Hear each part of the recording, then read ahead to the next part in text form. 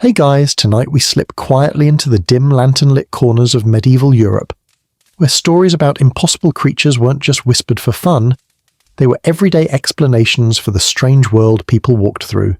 You smell damp stone, hear distant bells echoing across some sleepy valley, and realize pretty fast that if you had actually lived back then, you probably wouldn't survive long enough to enjoy any of these myths firsthand. So, before you get comfortable, take a moment to like the video and subscribe, but only if you genuinely enjoy what I do here, and let me know in the comments where you're watching from and what time it is for you right now. Now dim the lights, maybe turn on a fan for that soft background hum, and let's ease into tonight's journey together. You trudge along a rutted track at the edge of a small medieval village, your boots sinking into mud that clings like cold hands around your ankles. A few farmers stare at you with the same expression people use today when someone asks if Wi-Fi works in the middle of a forest, confusion mixed with suspicion. But what truly catches your eye is the enormous slab of bone propped beside a barn. It's taller than you, curved like a piece of a massive rib, yellowed with age, and the villagers have carved a crude little face on it, an attempt to restore what they believe once stood here thousands of years ago, a giant. Medieval people adored giant legends. They explained valleys carved through mountains, huge stones rolled into place, and any bone that didn't look like it came from something familiar. Today, we know many of these bones were mammoth or woolly rhinoceros remains, occasionally even whales carried inland by ancient floods.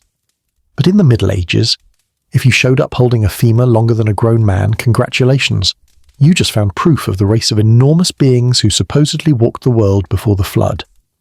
One mainstream historical fact is that medieval chroniclers really did catalogue these giant bones, proudly sketching them into manuscripts that now sit in museums with notes like, "Probably a really confused monk." And historians still argue whether villagers actually believed these giants were literal ancestors, or if it was more of a convenient story to explain natural oddities people couldn't otherwise decode. You step closer to that ribbon by the barn. A kid runs up and tells you it came from a hill troll, but his dad corrects him and insists it belonged to a fallen son, a massive sinful being punished by God. This is your first quirky tidbit of the night. Some villages had entirely unique names for these creatures. Fallen sons, stone men, longbacks, hill lords, each one slightly different, each one claimed as local truth. A travelling priest would occasionally stop by, glance at a 10-foot tibia, sigh dramatically, and insist it must have belonged to some ancient biblical hero. The villagers nodded and immediately forgot everything he said. You lean your hand against the bone, and your mind wanders to all the places where legends of giants stacked up like medieval patch notes. Castles reportedly built by towering masons in a single night. Bridges laid down by creatures whose strides were longer than a horse's gallop. There's even a famous stone foot in northern Europe that looks suspiciously like someone forgot to finish a sculpture and instead told everyone, no, this is definitely a giant footprint. Modern geologists easily explain it as a natural erosion pattern, but try convincing a medieval villager of that without getting offered a blessed amulet for protection. The wind pushes across the fields, cold enough to make you shiver, and you pull your cloak tighter. Nearby, a shepherd tells you another true giant story. He points toward a broken hilltop where massive boulders sit in a ring. "Battle circle," he mutters. "They wrestled there. Could hear it leagues away." You know, rationally these boulders are glacial deposits, but glaciers didn't exactly appear in the standard medieval worldview, so the people filled the gaps with imagination, the same way someone today might insist their house is haunted instead of admitting the plumbing is old. And yet, you can't blame them. You feel that same little flicker of wonder. Standing here beside a rib the size of a canoe, you understand how myth and reality fold into each other so neatly that separating them becomes almost impolite. You can almost picture a giant striding over the distant ridge, casting a long shadow that sends travellers scrambling. Modern scholars note that medieval people weren't stupid. They were working with the best explanations available. And while they often pointed to giants, their observations weren't totally off. They knew these bones belonged to something huge, powerful, and long gone, and that's accurate. What they didn't know is that what they were touching had marched across Ice Age tundra 10,000 years before anyone invented a plough. You smile at the idea that, in a sense, the giants were real, just not the biblical kind. More shaggy and elephant-like, less sandal-wearing and club-swinging. As you leave the village, the moon peeks through clouds, illuminating that strange bone once more. It stands there like a reminder that every myth begins with something someone once saw, touched, or couldn't explain. And tonight, walking deeper into the medieval world, you'll keep running into these moments, places where stories sprouted from misunderstandings, half-truths, or discoveries that were centuries ahead of their time. You take one last glance over your shoulder at the giant rib and step into the darkness of the path ahead, ready to uncover the next myth that turned out to be more real than anyone expected. You continue down the dim road, the night settling around, you like a heavy wool cloak that someone definitely didn't wash this season. A thin mist curls along the ground, clinging to your boots and drifting between the roots of old trees. The air smells of damp earth and wood smoke, familiar medieval aromas that politely remind you deodorant won't be invented for several centuries. Ahead, a small village comes into view, and you sense that quiet tension people get when they've told one story too many and started believing it themselves. A hunched woman peers from her doorway and calls out, "Careful on the road, there's a wolfman about." She says it the way someone today warns about potholes. Annoying, but part of the scenery. You raise an eyebrow, because even for medieval standards that's a bit dramatic. But then you notice the wooden charms nailed above the doors. Animal bones, carved moons, scraps of iron. Not decorations, protections. You've stepped straight into the world of medieval werewolf trials. Most people today imagine werewolves as Hollywood creatures who need expensive CGI to function. But in the Middle Ages, a man could be accused of transforming into a wolf simply because he had too much body hair, ate a little too fast, or had the misfortune of being near a sheep when one mysteriously keeled over. One mainstream historical fact is that several European regions literally held courtroom trials for suspected werewolves. Records survive of confessions, testimonies, and even legal sentences. Historians still argue whether the villagers genuinely believed these transformations were physical or symbolic, tied to darker assumptions about madness, isolation, or heresy. You step inside a smoky tavern, and the fire spits sparks like it's annoyed you tracked in mud. A cluster of villagers is deep in conversation, voices low and urgent, like they're sharing spoilers from a show you haven't seen yet. A bearded man insists he once saw a figure shift shape at the edge of the forest. The shoulders cracked like sticks, he says, demonstrating with unsettling enthusiasm. Another woman interrupts and says it wasn't a man at all, but a cursed shepherd known for wandering alone at night. You sip a cup of something that tastes like regret and fermented apples, listening as the tale evolves with every new storyteller. Here's your quirky tidbit. Medieval medical texts occasionally mentioned lycanthropy as a real condition, describing people who believed they were wolves and acted accordingly, scratching, growling, or insisting on raw meat. Early physicians debated treatments ranging from soothing herbs to restraining belts. If someone made you wear a medieval restraining belt, you'd probably growl too. Outside, the moon brightens and frost begins to form on the tavern shutters. A young boy tugs at your sleeve and says, "The wolfman lives in the woods. I can take you." You follow him toward the tree line, keeping your hand near your dagger. Not because you expect a werewolf, but because children in every century make terrible tour guides.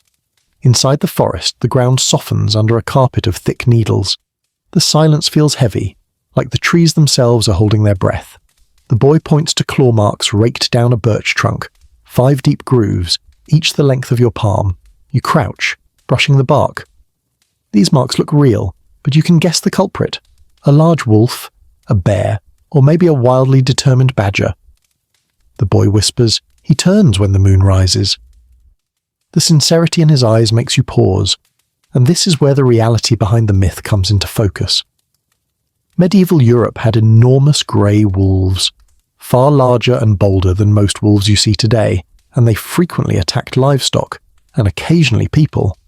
A desperate villager with a missing sheep didn't need much imagination to blame a wolf man, especially if the local loner also happened to be spotted wandering the woods at odd hours. And if you think social media rumour cycles are chaotic, imagine medieval gossip without the ability to Google large animal footprints. A sudden howl rolls across the forest, long and low, the kind that makes the hair on your arm stand up. The boy squeaks and bolts. You stand alone in the dark, listening as another howl joins the first, this time closer. 2 wolves, communicating across the valley. Ordinary animals, but in this eerie environment, you understand why imagination filled the spaces between fact and fear. A branch snaps behind you. You turn slowly, mostly because sprinting through medieval underbrush rarely ends with dignity. A shape moves, tall, wide-shouldered, stepping carefully. Your hand tightens on your dagger. Then the figure steps into the moonlight, and you see a man, pale, shivering, wrapped in a torn wool cloak. He blinks at you like he expected you to be someone else. His hands tremble, his clothes are shredded, but not by claws, by him. You recognize the look, exhaustion, hunger, perhaps sickness, the kind that leaves a person wandering, bewildered, convinced something inside them is wrong. He croaks, "Stay back, I'm cursed," and you realize he truly believes it. Historians examining trial records have long noted that many accused werewolves displayed symptoms of mental illness, starvation psychosis, or medical conditions affecting hair growth. Some confessions were coerced, others came from people who were deeply troubled and searching for meaning in their suffering. A lonely man howling at night wasn't evidence of shapeshifting, just a sign that he needed help medieval society wasn't equipped to give. You gently offer him a cloak from your pack. He stares, confused, then accepts it with a slow nod. As he disappears into the trees, you exhale the breath you didn't know you were holding. On your way back to the village, the howls echo one more time. Natural, wild, beautiful. Not supernatural, but you understand how easily a frightened villager could turn them into a story of human wolves roaming beneath the moon. Tonight, myths feel less like fantasies and more like mirrors, reflecting fear, misunderstanding, and the very human need to explain the darkness. You leave the werewolf-haunted forest behind, following a winding path toward a ridge where the air grows sharper and colder with every step. Your breath hangs in front of you as a thin white cloud, drifting upward like a miniature ghost that really needs to mind its business. The trail climbs toward a rocky rise overlooking a small medieval settlement, and from up here, the world feels bigger, emptier, like you've stepped into a time when leaving home for the next village was considered long-distance travel and required snacks, blessings, and possibly a will. At the top of the ridge, you see it, a massive sun-bleached skull half buried in the hillside. The villagers below call this place Dragon's Bend, and you can immediately tell why. The skull curves outward in a long tapering shape, almost reptile-like. Needle-sharp ridges run along the snout. A hollow eye socket gapes at you, easily big enough for a child to sit inside. Someone has decorated it with strips of red cloth, charms, and candles. A local woman waves from below and shouts, "Careful! It belonged to the fire drake!" as casually as someone describing their cousin's old garden shed. You step closer, boots crunching on scattered stones, and one mainstream historical fact slips into your mind. Medieval people really did find huge fossilized remains, mammoths, deinotheres, even prehistoric rhinoceroses, and interpret them as dragons. Entire bestiaries were written describing creatures with bones the size of barrels, and illustrations often attempted to match the local fossil of the week. And historians still argue whether medieval scholars truly believed in fire-breathing reptiles, or if they simply used the word dragon as shorthand for any enormous, intimidating creature they couldn't classify. You kneel beside the skull and run your fingers along the edge. The texture feels rough, ancient, almost like stone. You can imagine how villagers 1,000 years ago would stand here, staring silently, trying to make sense of this monstrous relic. No wonder they believed something terrifying once prowled these lands. If your neighbour showed you this bone and said, "Yeah, that's from a lizard the size of your house," you wouldn't argue. You'd pack your belongings and move inland. A shepherd approaches, his flock bleating nervously behind him. "It ate goats," he declares. "Whole." He gestures at the skull with a grim familiarity, as if he's personally lost several herds to extinct megafauna. You nod politely, no need to break the illusion. Instead, he leads you to a rocky outcrop overlooking a steep drop. Below, the land is riddled with caves. Those, he says, are where the last dragons slept. This is your quirky tidbit of the night. Some medieval villages claimed specific caves were former dragon dens, and in a few places people actually left offerings, coins, bread, herbs, to keep the spirit of the dragon calm. Whether the offerings were meant to honor the creature or bribe its ghost is unclear. Medieval spirituality was flexible like that. You duck inside one of the caves, the air cool and echoing. Water drips rhythmically from the ceiling. A faint mineral smell curls through the darkness. You hold up your lantern and freeze. The wall is covered in deep gouges, long, hooked, precise. They look alarmingly like claw marks. For a moment you imagine the cave shaking as something enormous turns in its sleep. Then you take a closer look. The grooves are layered, smoothed, and curved in a way unmistakably shaped by running water. Erosion, not talons. Still, you can see how a medieval imagination, already primed by skulls and legends, would leap to a much more dramatic explanation. And honestly, their version is more fun. You wander deeper, and the cave widens into a chamber filled with fallen stalactites. One lies across the floor like a giant enamel fang. You laugh softly. One joke a day is good for your circulation, and this one writes itself. Congratulations, you murmur to the darkness. You found the only dragon that needed a dentist. Outside, the wind shifts. A low whistle carries through the rocks, a long, rising sound like air escaping a flute. You pause. For a medieval farmer hearing that noise in the middle of winter, this wasn't wind. It was the breath of something huge moving beneath the hills. The shepherd beside you shivers and says, "Hear that? It's angry." You gently explain that it's the wind funneling through a split rock formation, but he squints suspiciously, clearly unconvinced. In the Middle Ages, nature didn't just make noise, it spoke. And when people heard strange sounds echoing across valleys, deep rumbles beneath their feet, or sudden bursts of heat from vents in the earth, dragons were the perfect explanation. You can't blame them. If you lived in a world without seismic charts or paleontology textbooks, and you stumbled on bones the size of small boats, you'd make bold assumptions too. You sit beside the dragon's skull as the sky darkens to a deep cobalt. A faint drizzle begins, tapping softly against the bone like fingers drumming on a table. For a moment you understand how myth grows roots, how fossilized memories of ancient creatures can echo into the present, how a skull can become a story, and a story can become truth. You stand, brushing dirt from your hands.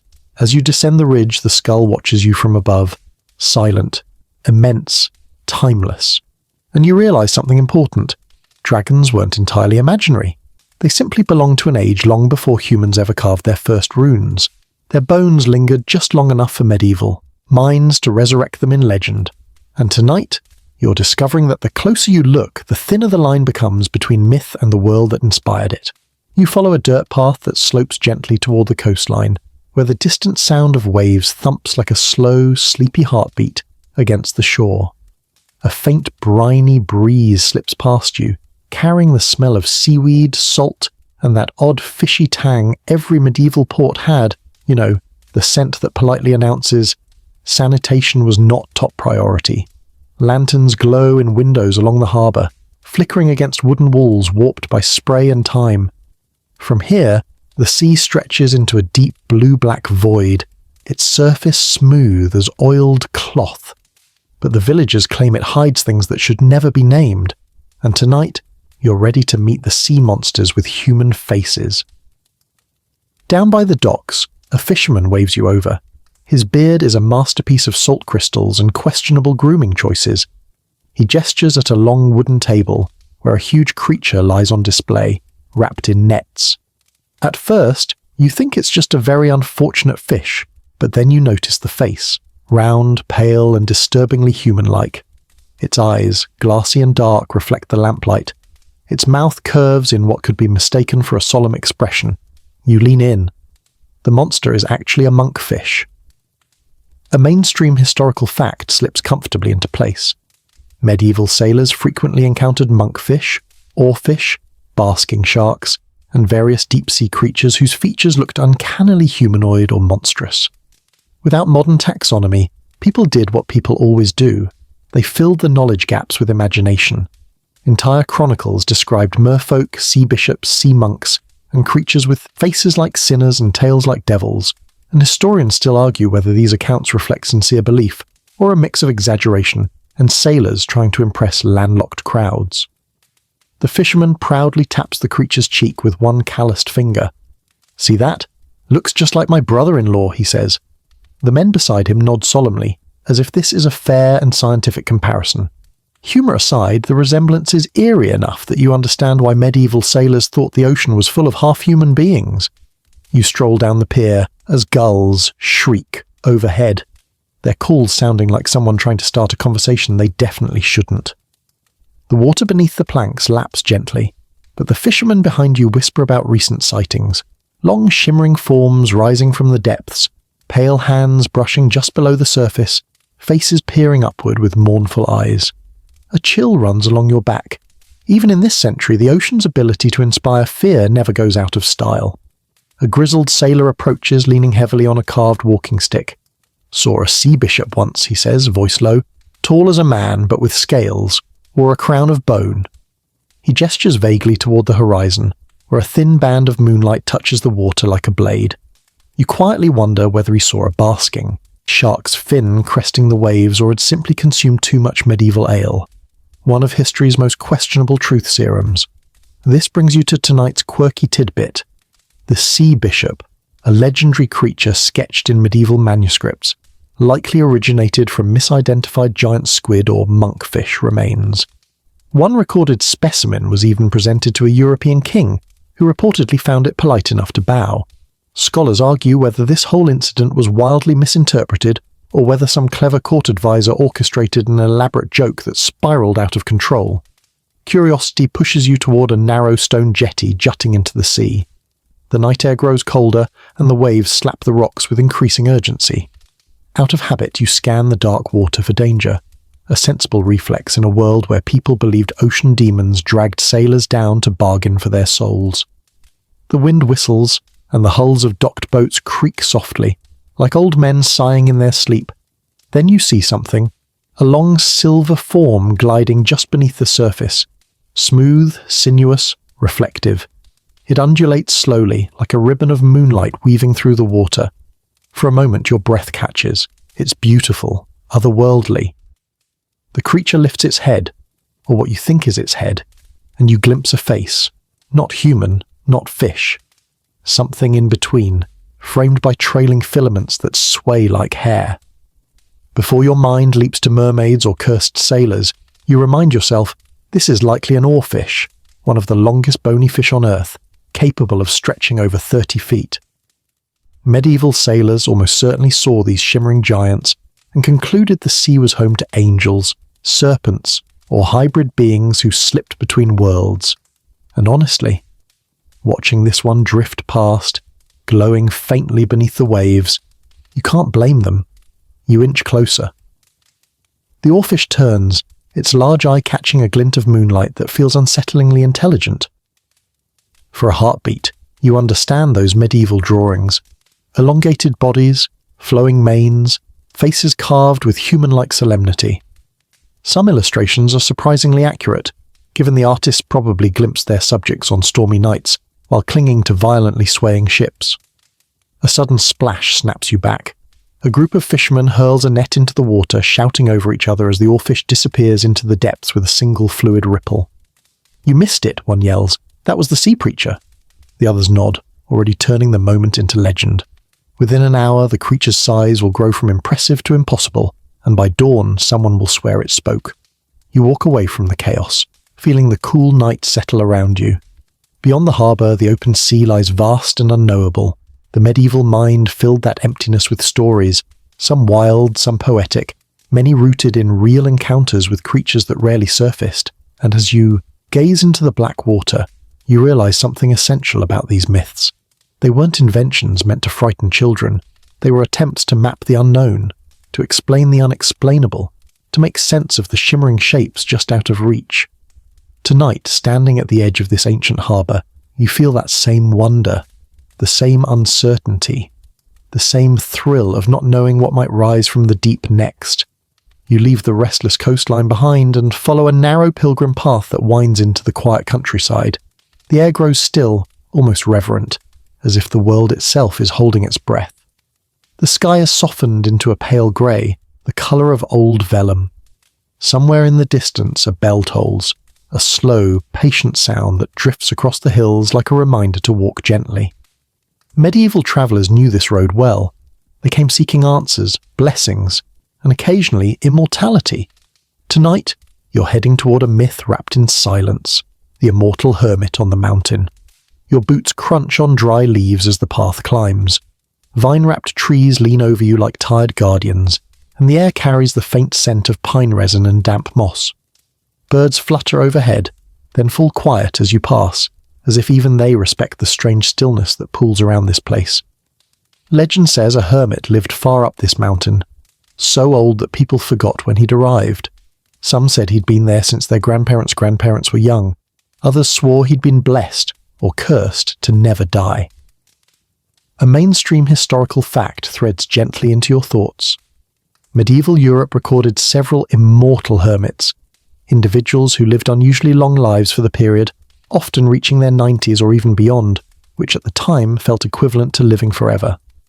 Chroniclers wrote reverently about these figures. Their longevity was interpreted as divine favour, supernatural resilience, or secret wisdom learned from absolute solitude. And historians still argue whether some of these reported ages were genuine or exaggerated by oral tradition, eager to turn respected elders into living legends. After another hour of climbing, you reach a clearing where a humble hut leans against a boulder, as though it gave up trying to stand politely. Smoke trickles from a tiny chimney. The door hangs open, inviting you into the soft glow within. You duck inside and find a man sitting cross-legged on a woven mat. His beard is long enough to qualify for its own property tax. His eyes are clear, too clear. They glint with that unnerving sharpness of someone who doesn't just see you, but also sees the parts of yourself you forgot to tidy up before stepping out. "You're late," he says, as if he's been expecting you for centuries. You blink. "I didn't know I was coming," you admit. He nods sagely. Most people don't. He gestures for you to sit. The floor creaks. The air smells like cedar, herbs, and a hint of smoke. You watch him pour water into a clay cup, his hands steady despite the tremor of age. This is when your quirky tidbit slides into place. Several medieval hermits gained reputations for miraculous survival, not eating for weeks, living through winters alone, or recovering unnaturally fast from illnesses. One was said to drink nothing but dew. Another reportedly subsisted on a diet that would make any nutritionist cry. The hermit studies you. "You're wondering how old I am," he says, tapping his temple. "Everyone wonders." You shrug. Maybe a little. He smiles, a faint curl of lips that seems to reveal more wrinkles than should be possible. "I stopped counting at 100, he says. Numbers became bothersome. You try not to choke on your sip of water. The average medieval lifespan wasn't exactly generous, and here sits a man claiming to be older than entire towns. But his words have that slippery poetic quality you can't quite measure, like he could be lying, telling the truth, or speaking in metaphor. Honestly, all three feel equally likely. He stands, slowly but with surprising steadiness, and motions for you to follow him outside. You do, stepping into the crisp mountain air. The clearing is quiet except for a distant murmur of wind dancing through pines. He kneels beside an ancient stone slab, covered in carvings, spirals, crosses, odd symbols that might be runes, or might just be what happens when someone with too much time and too many rocks gets bored. "People come here to ask for immortality," he says, frightened of endings. You raise an eyebrow. "And what do you tell them?" "That immortality is just loneliness spelled poetically." You let that settle. It's not the kind of line you expect from a man living in a moss-covered hut, but hey, solitude gives a person plenty of time to work on quotable material. The hermit explains that villagers bring him gifts, food, cloth, herbs, believing he holds divine knowledge. Some swear he cured illnesses that should have been fatal. Others insist he predicted events years before they happened. You can imagine how quickly such stories accumulate, especially when carried through medieval gossip pipelines, which operated with the same reliability as a medieval bridge, sometimes sturdy, sometimes terrifying. But then he shows you something that shifts the myth. Leaning against the hut is a walking staff, gnarled, polished, and worn smooth by decades of use. The top is cracked. The wood is splintered in places. This doesn't look like the tool of an immortal. It looks like the companion of a man who has walked long, lived long, and grown tired along the way. He catches your gaze. "I'm old," he says softly. "Nothing magical, just Not dead yet. The honesty in his voice catches you off guard. You expected mystery, revelations, a dramatic unveiling where he reveals he bathes in enchanted springs or eats moonlit berries. Instead, he laughs at the myth. Gently, kindly. A man who has outlived dozens of stories about himself. People want miracles, he continues. Sometimes they make them. Sometimes they make me into one. As you prepare to leave, he offers you a final thought. One more kernel of wisdom honed over decades of silence. The world is full of small, real wonders. The rest, people invent to make the nights less frightening. You descend the path with that line echoing behind you. The forest seems softer now, the air warmer. No immortality required, just perspective. And as you walk into the growing dusk, the hermit's hut becomes a fading dot of light on the mountainside. Proof that even the most impossible legends often grow from a single, very human life. You descend the hermit's mountain with a feeling like you've stepped out of one story and straight into the next. The air grows heavier, thicker, carrying the scent of damp grass and wood smoke. Evening settles slowly, brushing the world in deep purples and soft golds. You follow a narrow cart road that twists toward a low valley where torches flicker against clusters of timber houses. Something about this place feels tense, like the villagers are listening for something just beyond the edge of hearing. By the time you reach the first cottage, a woman rushes out, her apron fluttering. "You shouldn't travel after dusk," she hisses. "The riders come at night." She glances over her shoulder before scurrying back inside and bolting the door. That's when you notice the charms hanging from every threshold. Bundles of herbs, braided horsehair, even small iron nails hammered into the wood. Protection symbols.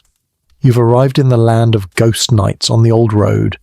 You continue into the village square where a group of men stand in a tight circle, whispering with the seriousness of people trying to figure out whether something outside their house is a cat or a demon. A lantern sways overhead, casting long shadows on their faces. One of them finally steps forward, eyes wary. "You're a traveller," he says. "You should know. The road remembers the dead here." A mainstream historical fact slides smoothly into place. Medieval Europe is filled with legends of phantom riders, entire columns of cavalry said to reappear on moonlit nights, reenacting battles that happened decades or centuries earlier. Chronicles describe glowing armour, hoofbeats that shook the ground, and riders who vanished if approached. Many of these stories were rooted in real events. Massacres, ambushes, or battles so brutal that survivors swore the echoes never faded. And historians still argue whether these tales preserve genuine memories of trauma, or if villagers mistook natural phenomena, fog banks, sound reflections, marsh lights, for spectral armies. The villagers urge you to stay indoors, but naturally you ignore them because narrative momentum is a powerful thing. Instead, you follow the winding road out of town past a row of oaks whose branches twist together like gnarled fingers. Crickets chirp softly. The night is cool enough to make your breath visible. The moon slips between clouds, throwing silver patches across the ground. At a small rise overlooking an expanse of meadow, you pause. The grass sways though there's no wind. A strange silence settles, heavy, loaded, expectant. You feel the kind of stillness that makes the hairs on the back of your neck inquire politely about your life choices. Then you hear it, a distant rumble, like thunder, but rhythmic, hoofbeats. Your hand drifts to the hilt of your dagger. Not that a piece of medieval cutlery will help much against incorporeal cavalry, but it feels rude not to be armed. The sound grows louder, rolling across the valley in waves. You feel it through your boots, through your ribs, through the earth itself. A flicker of movement catches your eye. Down the old road emerges a line of figures, shimmering, pale, barely formed. At first they look like tricks of the moonlight. Then their shapes sharpen. Horses with faintly glowing manes, armoured riders with spears held upright, banners streaming behind them like ghostly flames. Their helmets catch moonlight, flashing cold silver. You stand frozen. The riders thunder forward, yet the grass doesn't bend beneath them. Their hooves make no marks. Their armour clinks softly, impossibly. They do not look at you. They simply ride, following the old road with mechanical precision, eyes fixed ahead, as if trapped in a memory they cannot escape. Your heart tries to crawl up into your throat. You also attempt to joke in your head, something about not having signed up for the deluxe haunted cavalry package, but the moment is too overwhelming to deliver it with confidence. The column passes, and when the last rider moves by, a figure draped in tattered banners, you feel a sudden chill lash your cheek, like a cold breath. Then slowly the riders fade. First the horses blur into streaks of white fog, then the spears dissolve, then the riders vanish entirely, swallowed by the night. Silence, deep and consuming. You exhale shakily, realizing you've forgotten to breathe for far too long. As your heartbeat finally downgrades from panicked drum solo to mildly concerned, your rational mind returns. You study the meadow. Faint wisps of marsh fog hover above the grass, sliding in thin ribbons, a trick of light and vapour, and the hoofbeats, likely an echo, low-frequency sound bouncing across the valley, an acoustic quirk that medieval people often misinterpreted. In some areas, certain weather conditions amplified distant noises, making a small herd of animals sound like an army. Yet you can't deny what you saw, or what you think you saw. This leads you to tonight's quirky tidbit. Some medieval communities used phantom riders as territorial markers. If the ghostly cavalry was said to patrol a stretch of road, that road became theirs. People avoided it after dusk, claimed it was cursed, and occasionally used the legends to keep outsiders away. In one famous case, a lord tried to tax a haunted road, insisting the spirits owed him toll money. This did not work, but the attempt deserves at least a polite clap. You kneel and touch the soil. Cool, damp, real. Not a hint of supernatural heat or scorch marks, despite many legends describing ghostly horses that burned the ground where they passed. The earth here is ordinary, soft, undisturbed, still. Something lingers, a faint metallic tang on the air, the smell of old iron, blood memory. Not literal blood, but the kind tied to a place shaped by history. This valley once held a battle. Villagers mentioned it earlier, though they whispered the details. A cavalry regiment ambushed, riders cut down, bodies left unburied for days because the enemy returned again and again, and trauma leaves echoes, shaped by fear, weather, imagination, and time. As you head back toward the village, the moon climbs higher, washing the world in a soft silver glow.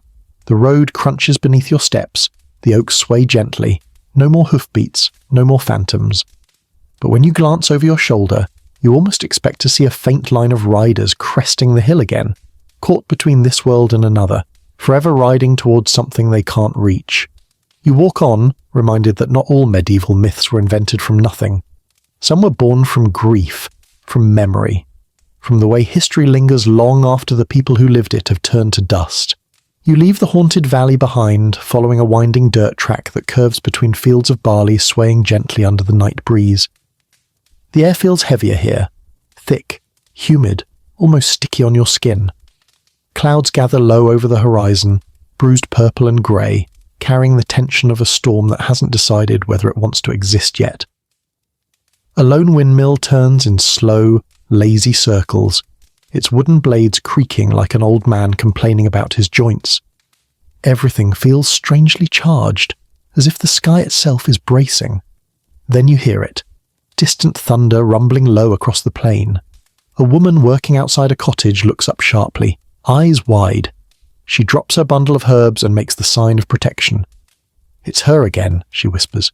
"The Storm Witch." Her voice trembles. She's stirring the clouds. You've stepped into the world of witches who controlled the weather, one of medieval Europe's most dramatic, deeply believed myths. You walk toward the village centre, where people are already pulling animals into barns, securing shutters, and tying down anything that could blow away. A man passes you with an armful of iron tools, muttering, "She hates iron. It keeps her thunder from finding you." He glances suspiciously at the sky before ducking into his home. You make a mental note that medieval meteorology was essentially superstition held together with opinions. But here's a mainstream historical fact. Many European witchcraft accusations, especially in the late medieval and early modern periods, were directly tied to extreme weather. Failed crops, freak hailstorms, sudden floods, or long droughts were often blamed on individuals seen as outsiders, healers, widows, or anyone who didn't quite fit social expectations.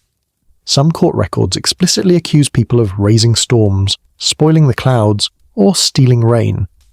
and historians still argue whether these accusations arose purely from panic or whether certain isolated climate anomalies intensified local paranoia. As the storm clouds thicken, villagers gather in the square, whispering nervously. An old man leans against a cart and gestures for you to come closer. His eyes dart left and right. "She's up there," he says, pointing to the darkening ridge above the fields. "Dancing with the lightning." You suppress the urge to ask what dance moves lightning prefers. He continues, "Every time she walks that ridge, the storm follows." You look up. The ridge is misty, barely visible in the failing light. A faint glow flickers, just the sun peeking through a tear in the clouds. But to the villagers, it might as well be a supernatural signal. You climb the slope, boots sliding on loose stones. The wind picks up, pulling at your cloak. Leaves swirl around you in tight spirals, creating little whirlwinds that seem eager for attention. You reach the top just as a jagged bolt of lightning splits the sky in the far distance, illuminating the landscape in stark white. For a moment, you really do see a shape there. Someone standing at the far end of the ridge. A woman, cloaked, motionless, watching the storm. Your heartbeat quickens. Then logic kicks down the door of your imagination. You step closer. The figure dissolves into branches, twisted limbs of a dead oak, draped in ragged moss. From a distance, it looked eerily human. Up close, it's just a tree impersonating a witch with questionable success. Still, it's easy to understand how medieval villagers could mistake silhouettes on ridgelines for supernatural figures, especially when fear already coloured their expectations. Lightning flashes again, and you can almost feel the villagers' anxiety building like pressure in your ears. Then comes an ear-splitting crack, loud enough to make you duck instinctively. A bolt hits a nearby field, sending birds screaming into the sky. The wind surges, tossing your cloak violently. You squint against the sudden flurry of dust and debris, and that's when the quirky tidbit hits you. Some medieval communities believed witches could ride storms, literally surfing thunderclouds like mystical sky equestrians. Others thought witches milked storm clouds like cows. Yes, you heard that right, using enchanted buckets to steal rain. An entire weather-based fantasy economy. You descend the ridge as rain begins to fall, fat, heavy droplets that bounce off the ground like thrown beads. By the time you make it back to the village, the storm is fully alive. Thunder cracks overhead. Wind howls through the alleyways. The villagers cluster beneath the eaves of the church, staring up fearfully at the sky. A woman beside you clutches your arm. "She's angry," she says. "Someone offended her." You resist the urge to suggest that maybe the cumulonimbus formation is offended by humidity, not humanity. But again, if you lived in a world where your survival depended entirely on weather you couldn't predict or understand, it would be comforting, however falsely, to imagine someone had control over it. Even if that someone was a witch who lived 3 houses down and owned suspiciously many cats. Lightning strikes the far ridge again, and thunder rolls across the plains in a long growling wave. You can see how easily fear twists into certainty, how a storm becomes a weapon, how a neighbour becomes a sorceress. A final boom echoes. Then slowly, softly, the rain lightens. The wind calms. The clouds break apart like wool being pulled gently by unseen hands. The villagers relax. Some drop to their knees in relief. Others hurry inside to comfort children who spent the storm hiding under tables. You stand still, feeling the cooling rain tap softly against your shoulders. The storm ends, not because of magic, but because storms end. But the myth remains, as myths always do, rooted in fear, magnified by misunderstanding, and shaped by people desperate to explain the forces that ruled their lives. Tonight you walk away realizing something important. Medieval myths weren't born from ignorance. They were born from vulnerability, and a longing to make sense of a world as unpredictable as the sky itself. You press onward as the last traces of the storm fade behind you, leaving the world washed clean and glistening.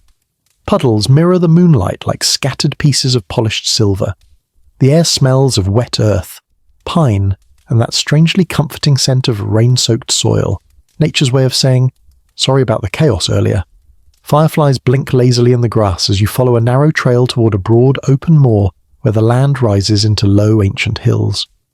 Locals told you about this place with a nervous, almost reverent hush. the cursed singing stones.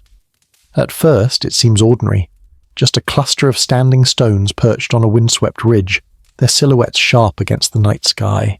You've seen similar formations before, megaliths erected long before medieval villagers began layering myths onto them like coats of paint. But as you approach, you hear it. A soft hum in the air. Not quite wind, not quite music. Something in between. A vibration that tickles your ears and makes you slow your steps. A shepherd resting with his flock at the foot of the hill glances up. "Careful," he says, stroking his beard as though it's an emotional support animal. "They sing louder if they don't like you." You're not sure whether to be flattered or offended. A cool breeze curls around you, carrying the hum in a rising, wavering strain. You climb the slope, boots slipping slightly on damp grass. The moor stretches wide and the constellations shimmer overhead like ancient lanterns. The wind picks up again, and that's when the stones start singing. It begins with a low droning note, almost like monks chanting far off in a cloister. Then a higher tone joins it, thin and warbling. The stones vibrate faintly beneath your fingertips when you touch one, like the world's oldest tuning fork. For a moment, your brain tries to decide whether you're experiencing something magical or just developing tinnitus. Here comes tonight's mainstream historical fact. Many megalithic structures across Europe produce eerie, resonant tones when strong winds pass through cracks, holes, or weather-shaped cavities in the stone. Medieval people had no concept of aerodynamics or resonant frequencies, so the idea that stones literally sang seemed not only plausible, but deeply significant.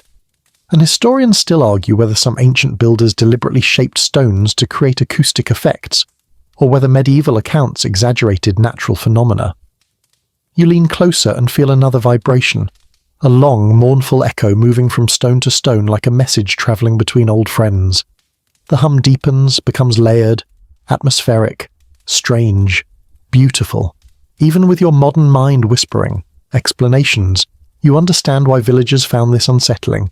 Imagine walking by at night, alone, carrying fresh anxieties about witches, curses, plagues, and unpaid tithes. If a stone started humming beside you, you'd run too. As you circle the formation, a local boy suddenly appears from behind a boulder, breathing fast. "Don't stand between those two," he warns, pointing to the tallest pair. "That's the Devil's Gate. If they start singing, you'll vanish inside." You step back instinctively, not because you believe him, but because stories have gravity, and people believe places like this are thresholds, thin spots where the world doesn't feel entirely grounded. The boy points at a smaller stone with a hole carved clean through its centre. "That one whistles when someone tells a lie," he says. "Try it." You raise an eyebrow. "I pay my taxes on time." The stone remains silent. You try again. "I love hiking uphill at night." A faint whistle escapes. You glare at the boy. He grins triumphantly. "Told you." This is your quirky tidbit. In some medieval regions, hold stones were believed to possess protective powers. People crawled through them to cure illness, passed infants through them for blessings, or whispered confessions into them. Some stones even had specific social roles, telling truth from lies, protecting cattle, ensuring fertility, or improving luck in love. Somewhere out there in a very patient archaeological report is a note describing a man who tried to marry a stone because he believed it would improve his harvest. Romance comes in many forms. A gust of wind surges across the hilltop and the entire circle sings at once, a deep harmonic rumble rising into a quivering wail. Goosebumps jump along your arms. If you didn't know better, you'd swear the stones were alive, keening mournfully in the dark. The air trembles, grass flattens, you feel a vibration in your ribs. Then, silence. Sudden. Jarring. The boy backs away, eyes wide. It means someone is watching. You're about to reassure him, but then you hear something too. Soft footsteps moving through the grass behind the circle. Your hand goes to your dagger. You turn. A figure stands at the edge of the hill holding a lantern. He steps into the moonlight. Just an elderly shepherd, wrapped in wool, his face creased like folded parchment. "Did they sing for you?" he asks, as though this is perfectly normal small talk. You nod. He sighs. "They always do, on storm nights. Stones remember weather better than people." He explains that during the storm earlier, the stones sang so loudly the sheep cried out and the hens wouldn't lay. Some say the stones mourn when the sky loses its temper, he says. Others say they warn us. He shrugs. I just think wind likes playing tricks. Wind does play tricks, especially on cracked stone. But the shepherd isn't wrong.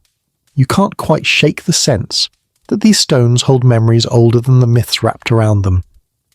As you leave, the singing doesn't return.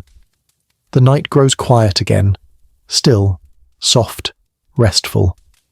But you walk with your shoulders slightly hunched, just in case the stones decide they weren't finished speaking. You continue across the damp moor, letting the echo of the singing stones fade behind you, until their strange harmonies dissolve into memory. The world grows darker and softer as you walk. The moon hides behind drifting clouds, dimming the landscape into muted silver shapes. Ahead, the path narrows into a corridor of trees, tall, ancient trunks leaning inward as though conspiring. Their branches form an archway so thick the night beneath it feels a shade deeper.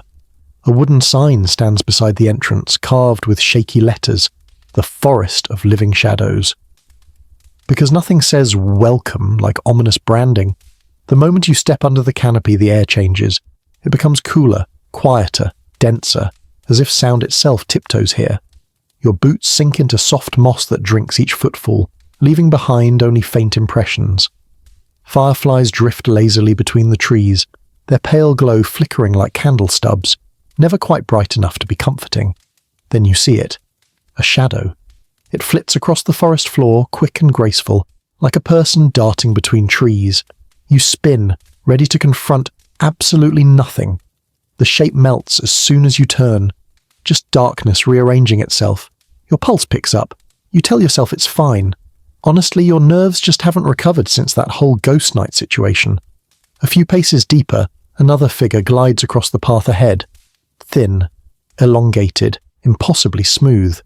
You freeze. It pauses too, watching, then slips silently behind a trunk. You swallow. This forest needs better lighting, you mutter. Here's a mainstream historical fact that comes to your rescue. Medieval villagers reported living shadows in dense woods, especially near marshy areas. Without artificial light, people relied on moonbeams and instinct, two things not famous for accurate detection. Add humidity, uneven ground, flickering torches, and the human brain's habit of finding patterns where none exist, and voila, the perfect recipe for shadow creatures. And historians still argue whether some reported sightings were caused by rare atmospheric distortions, hallucinations from fungal spores, or the more traditional explanation, imagination fueled by fear. As you walk, the shadows continue their strange ballet. Dark shapes stretch and ripple between tree trunks, moving independently of the branches above. One appears to crouch behind a bush, its outline vaguely human. You squint. The shape grows, then shrinks, then grows again. You step closer and discover the terrifying truth. It's a shrub, swaying in the breeze, projecting a dramatic shadow because nature has a sense of humor. You laugh under your breath. Your nightly quota of 3 light jokes is feeling pretty secure right now. Very impressive, you tell the shrub. 10 out of 10 for commitment. But as you continue, the forest reveals its real trick. The ground dips into a shallow hollow. Mist coils along the surface like a living carpet. When you exhale, your breath floats downward, not upward.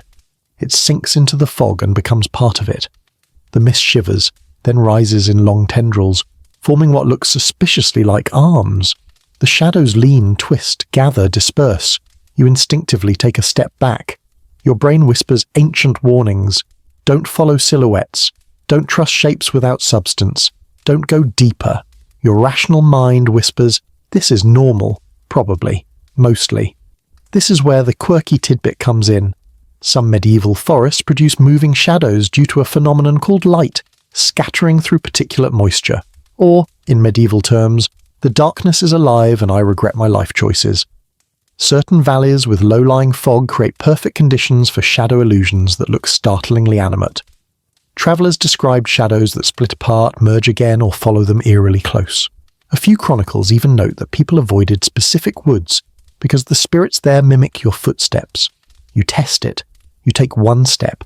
A faint shadow beside you takes a step too. You speed up. It speeds up. You stop. It stops. You feel a shiver crawl up your spine. Then you glance up and realize the obvious. Moonlight is slipping through shifting branches overhead, creating transient double shadows that move with slight delay.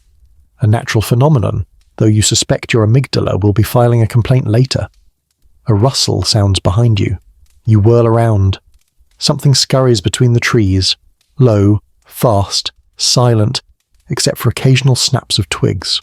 You brace yourself, but when it emerges, you exhale in relief. It's a fox, a very smug fox. It pauses, flicks its tail, and regards you with the expression of someone who just beat you at a staring contest you didn't agree to. Then it slips away, letting its body cast long, twisting shadows that mimic human shapes as it glides through the mist. Mystery solved. You give the fox a nod. Thank you for the atmospheric horror. The deeper you walk, the more you understand why people feared this place. Your sense of distance warps. The trees seem too close together. The night feels thicker, and the shadows. They don't behave like ordinary ones. They linger longer than they should. Stretch farther. Stay darker. At one point you swear you see a shadow break away entirely and drift across the path. You follow slowly and discover a patch of fungus glowing pale blue on a tree trunk. Bioluminescent decay, soft and ghostly. The light wavers as insects crawl across it, creating shifting blotches in the air that look like floating silhouettes.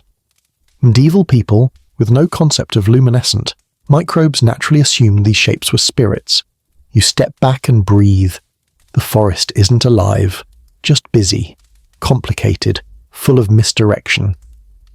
As you finally reach the far edge of the woods, the shadows fall behind you like silent spectators watching you leave.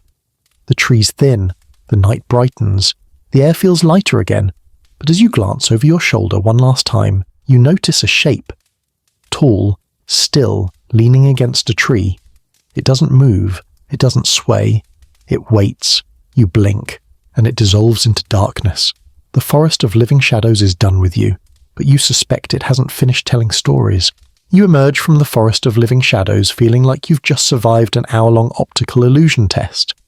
The night air beyond the trees feels open, sane, refreshingly free of silhouettes with questionable motives. A narrow footpath leads you across gently rolling fields, where crickets chirp in steady rhythm, and the moon hangs low, round, bright, and maybe a little too smug about its ability to mess with people's imaginations.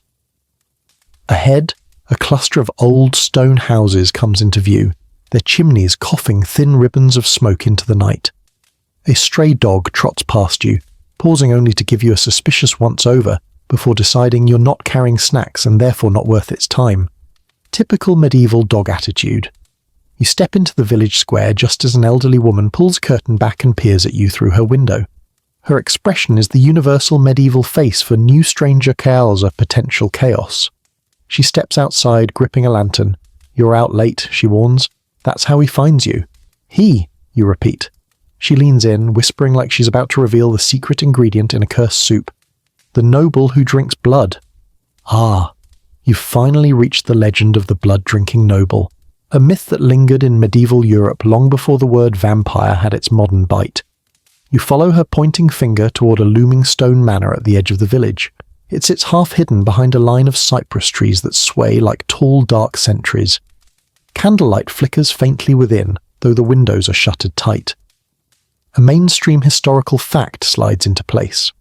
Long before 18th century vampiric panics, medieval people already told stories of nobles who rarely appeared by day, who kept their homes unnaturally cold, who hoarded unusual medicines or preserved animal blood for various remedies. Fasting, bloodletting, and certain medical treatments were misunderstood by ordinary villagers, especially if a household practiced rituals that looked strange from the outside. And historians still argue whether these tales came from genuine suspicion or a convenient way to explain the odd behavior of wealthy, reclusive families. You approach the manor gate. The hinges squeal with a sound that can only be described as horror movie foreshadowing. A tall figure appears on the balcony, a man in fine but old-fashioned robes, his silhouette somehow too still. You can't see his face, but you feel his gaze settle on you. Well, that's comforting. He disappears inside, the curtain fluttering in his wake. Determined to understand the truth behind the myth, You head toward the village tavern, a building that clearly wasn't designed by anyone familiar with the concept of straight walls. Smoke and lamplight spill into the street. Inside, the air is warm, thick with the smell of roasted onions, ale, and the faint aroma of, please let that be stew. A few. Villagers huddle around a table, lowering their voices when you sit beside them. One leans in. You saw him, didn't you? The Count. Define saw, you reply. He drinks blood, the man insists. Pig's blood. All the time. For strength. You nearly choke on your ale. That sounds dramatic, but not supernatural, just extremely questionable nutrition. Another villager adds, he never eats with us, never comes to mass, sleeps all day, walks only at night. They shudder. He collects vials, red ones. You raise an eyebrow. Medicinal tonics? They blink. Medi what? Never mind. Here comes your quirky tidbit. Some nobles and wealthy patients in the Middle Ages consumed or collected animal blood for health reasons. Physicians occasionally prescribed it as a remedy for weakness or melancholy, believing it to carry vital life force. It was also used in certain experimental treatments, cosmetic balms, or rituals meant to counter curses. Today we'd call it deeply concerning, but in medieval medical logic it made perfect sense. You leave the tavern and approach the manor again, curiosity nudging you toward the truth. The front door creaks open just as you reach it. A servant with tired eyes gestures silently for you to enter. Inside, the air grows noticeably cooler. The walls are lined with heavy velvet curtains, tapestries of hunted boar, and shelves stacked with ceramic jars sealed with wax. A faint copper scent lingers, metallic, earthy. The noble stands at the far end of the room. Now that you see him clearly, he looks human. Very pale, yes, thin. His eyes hold that hollow, exhausted look shared by people who stay up far too late doom-scrolling, if doom-scrolling existed. But he approaches slowly, showing no signs of supernatural menace. I hear the village fears me again, he says softly. His voice is calm, almost weary. They always do when the moon is bright.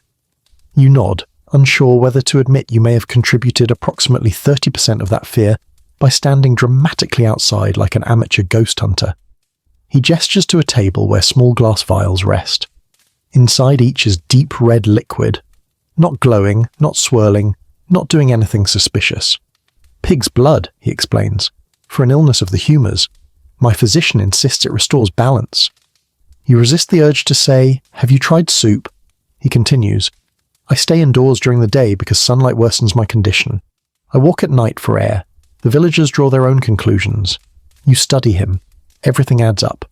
A medical condition, unusual treatments, isolation, a reputation formed from shadows, glimpses and fear. And yet, you can see how compelling the myth is. A pale noble wandering the manor at night, red vials, absolute avoidance of daylight. If medieval villagers had invented TikTok, this place would be trending under definitely vampire. You ask him whether he ever drank human blood, a normal, polite conversational topic. He gives you a deeply offended look. Of course not. That's barbaric. He pauses.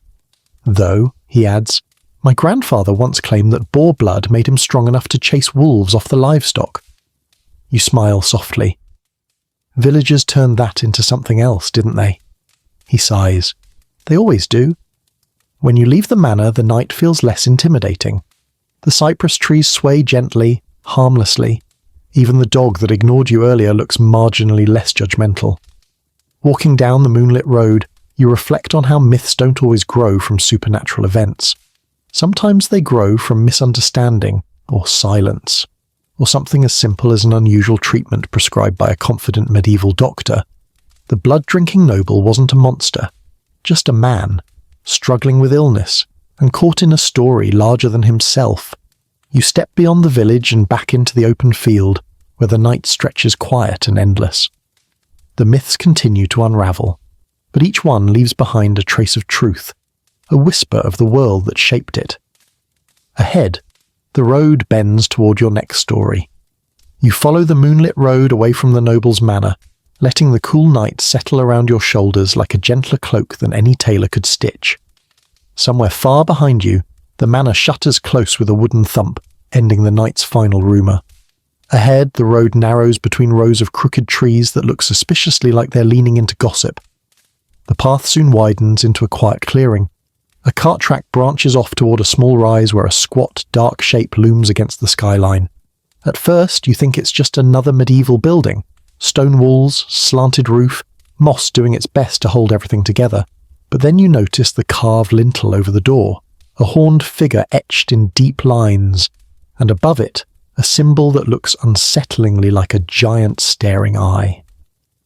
Welcome to the legend of the monastery with the Devil's Book.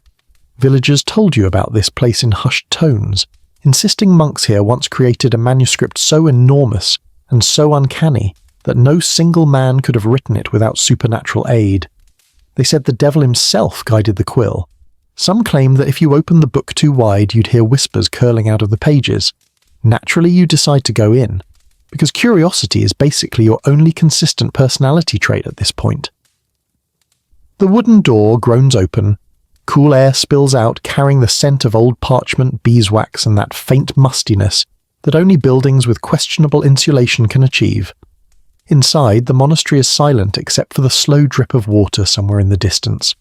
Candles burn low, casting a warm amber glow across rows of wooden benches and alcoves carved into the stone walls. On a central table lies a massive book. No, massive isn't enough. It's monstrous. Nearly as long as your torso, thick as a loaf of black bread that someone accidentally baked for 6 hours too long. The cover is bound in dark leather with iron clasps thick enough to count as medieval gym equipment. You approach with the same caution you'd use when meeting a very large dog whose personality you haven't yet assessed. A monk steps from the shadows, thin, pale, with ink stains on every part of him that isn't actively trying to be skin. "You've come for the codex," he says. "Of course you have. You're here for all the spooky things." He gestures for you to open it. With effort, you lift the heavy cover, your wrists immediately file a complaint, and reveal page after page of intricate script, beautifully illuminated letters, and illustrations vibrant even after centuries. The monk watches your reaction closely. "They say the devil wrote it in one night," he whispers, "or guided the hand of the scribe who did." You trace a line of text with your fingertip. The script is flawless. Too flawless. Every letter identical. Every line perfectly spaced. You understand why this manuscript became a medieval myth factory. Here's your mainstream historical fact for this section. The real-world Devil's Bible, also known as the Codex Gigas, truly exists. It is enormous, unusually uniform in handwriting, and contains a full-page illustration of the devil, rare in medieval manuscripts. Scholars still debate whether one scribe could have realistically created it alone, and historians still argue whether the obsessive consistency suggests a lifelong project or bursts of intense work by a monk under extreme penance. You flip to the infamous illustration. There he is, the horned, green-faced figure crouched on red talons, surrounded by a border of geometric patterns. He looks surprisingly calm for being accused of co-authoring a massive book. Honestly, he resembles someone deeply regretting their life choices but powering through anyway. You ask the monk, "Why did people think the devil helped write it?" He sighs. "Because the scribe worked alone, for years, barely slept, ate little, spoke to no one, and because no one understood how one man could produce so much." You nod. Makes sense. If anyone in the modern age wrote a 1,000-page book in complete isolation, people would also raise eyebrows and perhaps recommend a spa retreat. The monk continues. "Some say he broke his vow and asked dark forces for help. Others say he wished to finish before his death. Others," he pauses, "that he simply feared disappointing God." Your fingers hover over a page filled with vibrant twisting beasts, serpents, lions, strange hybrid creatures. Their colours glow faintly in the candlelight, pigments made from ground minerals and rare dyes. The artistry is astonishing, not supernatural, just a level of dedication that makes your hand cramp out of sympathy. Behind you, a soft scraping sound echoes. You turn quickly. A second monk stands in the archway, holding a feather quill. Ink drips from its tip onto the floor, leaving small dark spots like footprints trailing behind him. His eyes are tired, deeply tired, in the way people look when they've stared at a manuscript longer than the concept of rest has existed. "You want to know the truth," he whispers. You nod. He steps closer. "People fear what they cannot understand. This book, it wasn't magic. It was devotion, or desperation, or both. He glances toward the giant manuscript. But legends cling to things that feel impossible. A draft of cold air sweeps through the hall. Candles flicker, shadows dance across the walls, briefly stretching into shapes that look like winged figures swooping between the rafters. Your heart jumps, but then you realize it's just the wind nudging a loose shutter. Still, the atmosphere doesn't help your blood pressure. This brings you to the night's quirky tidbit. Medieval scribes sometimes added small doodles, snails fighting knights, dogs playing instruments, bizarre hybrid animals that had nothing to do with the sacred text, hidden jokes, whimsical commentary, a reminder that scribes, even while copying holy works, occasionally got bored and drew tiny chaos. If the devil had been supervising, he definitely would have corrected the artistic goofiness. Before you leave, the monk asks you to close the book. You do, feeling the weight settle like a stone into place. Corded leather straps are drawn tight, sealing centuries of myth inside. You understand now, he says softly. Myths grow not from evil, but from awe. People see something extraordinary and assume it must come from beyond. You step back out into the night. The air feels fresher, lighter. The monastery behind you glows faintly from candlelit windows, a beacon of devotion and misunderstanding rising from the hillside. As you walk away, you catch one last glimpse of the carved eye above the door. It watches silently. Or maybe that's just your imagination working overtime after staring at devil illustrations. Hard to say. You continue down the dark path, ready for the next myth, and whatever truth sits quietly beneath it. You step back onto the quiet road, the monastery's silhouette shrinking behind you until it becomes nothing more than a darker shape against the night. The moon hangs high now, pale and watchful, casting long silver lines across the landscape. Ahead, the world opens into wide marshland, flat, glistening and eerily still. Reeds sway in slow arcs, moving like tired dancers long after the music has stopped. Villagers warned you about this place with a seriousness normally reserved for tax collectors and surprise church inspections. They call it the hidden city in the marsh. At first glance, the marsh looks empty, just rippling water, tangled grasses, and the distant croaking of frogs who sound like they're complaining about their shift schedules. But as you step onto the wooden walkway that snakes across the wetlands, you feel a subtle vibration, like the boards themselves are humming. The air grows thick with mist that curls around your ankles, drifting upward in long ribbons that catch the moonlight. Halfway across the marsh you hear it, a faint sound, soft, echoing, almost like bells. You stop walking. There it is again, clearer this time. Bells, distant and hollow, ringing somewhere beneath the surface of the water. Your rational brain says, calm down, sound travels oddly over water. Your medieval brain, freshly seasoned by ghost nights and singing stones, says, ah yes, underwater eldritch city calling us home. A mainstream historical fact rises in your mind. For centuries, medieval Europeans told stories of sunken or hidden towns, their spires still visible at low tide, their bells ringing from beneath lakes, their people living under curses or enchantments. Many of these legends grew from real events, settlements swallowed by floods, abandoned marsh hamlets overrun by rising water tables, or natural acoustic illusions that carried sounds eerily across wetlands. And historians still argue whether some tales began with genuine sightings of ruined buildings before they fully submerged. You continue across the walkway until the marsh opens into a wide, mirror-like expanse. The water is still, unnaturally so, not a ripple, not a wave, just a perfect reflection of the moon staring back at you. And then you see them, shapes, faded, blurred, but unmistakably architectural. Beneath the water's surface lie what look like the outlines of walls, straight lines, smooth curves, right angles that no natural formation should make. You kneel and lean closer.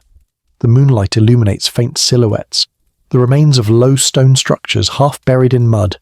The marsh shimmers, distorting the forms like a dream trying to remember itself. You blink. The shapes disappear. You blink again. They return. The reeds whisper around you. A frog croaks louder, as if annoyed you're taking too long to admire the scenery.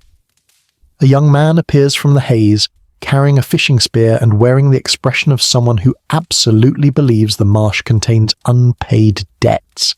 He squats beside you and points into the water. You see it, don't you? You nod slowly. That's the lost city, he says, whispering despite the peaceful silence. My grandfather saw lights down there, lanterns moving, doors opening. He said the people below still walk. You ask him whether he believes that. He doesn't answer, which is already an answer. He gestures you closer and recounts a tale. Long ago, a town stood here. Not large, but prosperous.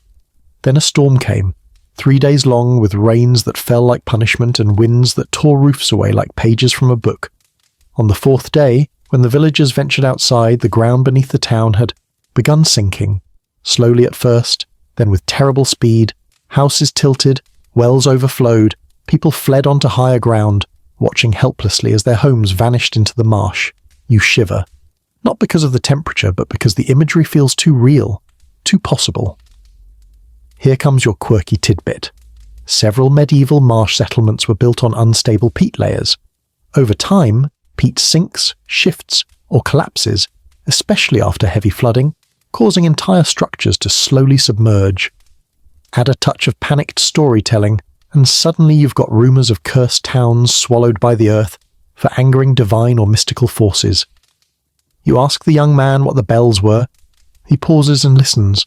The marsh is quiet. You'll hear them again, he says. Everyone does. Sometimes when the moon is high, sometimes when fog rolls in, means the city is remembering. You walk with him to the far end of the marsh, where a mound rises above the waterline, a bit of higher ground dotted with broken stones. You kneel beside one, carved grooves spiral across its surface, worn smooth by centuries of rain. Another stone lies half buried nearby, with faint patterns of what might once have been runes. A third stone is shaped like the corner of an old foundation. You look back across the marsh and suddenly, under the shifting moonlight, the submerged shapes line up. Not randomly, not chaotically, but in patterns that suggest streets, a market square, maybe even a small temple. The hidden city isn't a myth, not entirely. Its bones are still here, just sleeping beneath centuries of silt.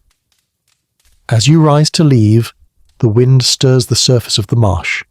Ripples shimmer outward, and then, faint and trembling, the bells return, soft notes that drift like ghost breath across the water. You freeze. The young man's face turns pale. That means someone down there is awake, he whispers. You brace yourself. A figure seems to move beneath the water. You take a step back, then another, and just as your heart hits maximum speed, the figure resolves into a drifting patch of reeds pulled by a sluggish current. You exhale the kind of breath people only release after re-evaluating all their life decisions. The young man laughs nervously. The marsh likes to play. You give him a long look that says, "Please define play," before my heart resigns. The bells fade into silence again, leaving only the gentle lapping of water. You continue your journey across the marsh, knowing the truth now. The hidden city isn't entirely mythical, just misunderstood. Part history, part illusion, part whispered fear carried across water that remembers too much. And as the walkway leads you back to dry land, you glance once more at the moonlit marsh. A faint shimmer moves beneath the surface. Real or imagined, you can't be sure. Some myths, after all, prefer to keep one foot in reality and the other in fog. You leave the marsh with its trembling bells and half-seen ruins behind, following a narrow dirt road that rises steadily into a landscape gentler, calmer, almost comforting, like the world wants to give you a short emotional break after the whole underwater ghost city situation. Moonlight dusts the hills in pale silver, and a soft breeze combs through tall grass that sways in long, shimmering waves. Far ahead, a small hamlet nestles between orchards, its lanterns glowing like scattered fireflies. As you draw closer, the scent of crushed apples drifts toward you. A dog barks once, then apparently decides you aren't interesting enough for follow-up commentary. A wooden sign swings over a low stone wall, carved with a name half worn by time. Sanctum of St. Remus, Healer. You've arrived at the legend of the healer who never slept. The hamlet's one-room inn is still lit, so you step inside. A few villagers sit at a table, speaking softly. Their faces brighten when they see you. Travellers bring news, gossip, and in your case, an unspoken promise to ask about whatever local mystery is causing insomnia this month. A woman gestures for you to sit. You've come for him, haven't you? The sleepless healer? You arch a brow. Sleepless. She nods with solemn conviction. Never once in his life closed both eyes at the same time. She taps her temple. God's gift. Or curse. Depends who you ask. A murmur of agreement passes around the table. Here comes your mainstream historical fact. Medieval chronicles occasionally described individuals who reportedly slept extremely little. Some due to insomnia, others due to neurological or psychological conditions, and some likely exaggerated by reputation. Monastic communities recorded healers or scholars who kept vigil for days, which could have been literal or a poetic flourish. And historians still argue whether certain extreme cases were real or heavily mythologized by grateful patients who credited miracles to men simply powered by anxiety, adrenaline, and herbal tea.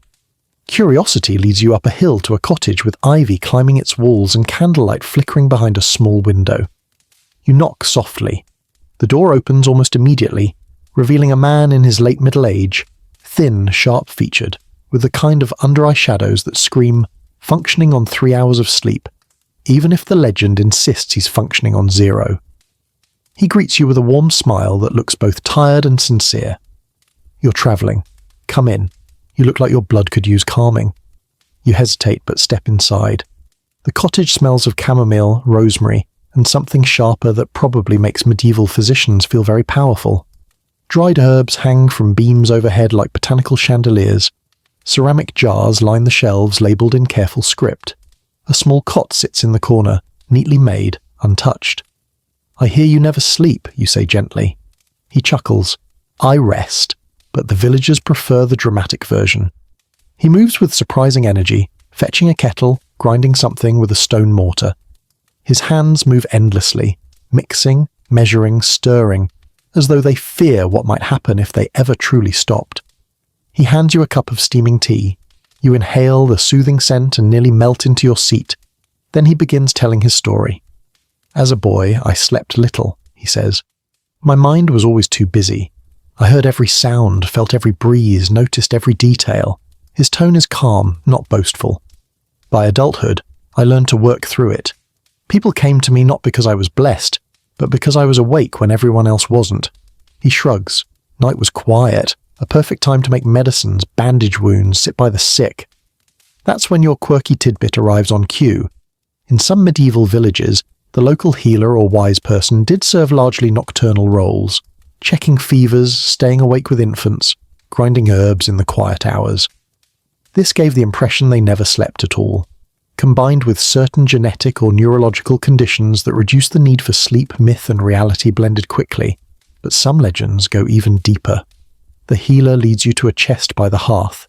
He opens it slowly, revealing dozens of small scrolls, records of treatments, names of patients, lists of symptoms, each one written in the same neat hand. No gaps in dates, no days missing. You worked every night for years, you murmur. He nods. Most healers did, in truth, but I let the villagers believe I never tired. It comforted them. His voice drops lower, and sometimes belief heals more than herbs. A gust of wind rattles the shutters. A candle flickers weakly. You hear distant footsteps outside, the soft crunch of gravel. The healer seems unfazed. There they go, he says with a sigh. They'll be checking whether my candle is out. You blink. They watch you at night. Oh, yes. They test the myth. He smiles wryly. They want to believe someone among them is closer to the divine. You step outside for air. The night is deeper now, thicker. A few villagers skulk behind a fence, staring wide-eyed at the glowing window. When they notice you, they scatter like startled chickens. You can't help but chuckle. Medieval people might fear witches, curses, and ghost nights, but apparently overachieving insomniacs are equally suspicious. Back inside, the healer pours fresh boiling water into a basin, releasing a cloud of herbal steam. I suppose it doesn't bother you, they're watching. He considers this. I don't mind. My life is quiet. Their stories give it shape. Without them, I'm simply a man who sleeps too little. And with them, you ask? I'm the one they trust when the night is frightening. Soft silence settles between you. You realize then that his myth isn't about supernatural longevity or mystical sleeplessness. It's about comfort, Villagers wanting to believe someone was always awake, always watching, always ready to help should the darkness turn hostile. Your tea cools in your hands. You take a final sip, letting warmth spread through your chest. The healer smiles faintly. You should sleep soon. I'll stay awake for you. You leave quietly, stepping into the cool air. Behind you, his candle still burns. Not ominously, not magically, just steadily, like a beacon for whoever needs him next. As you walk down the hill, you glance back once more.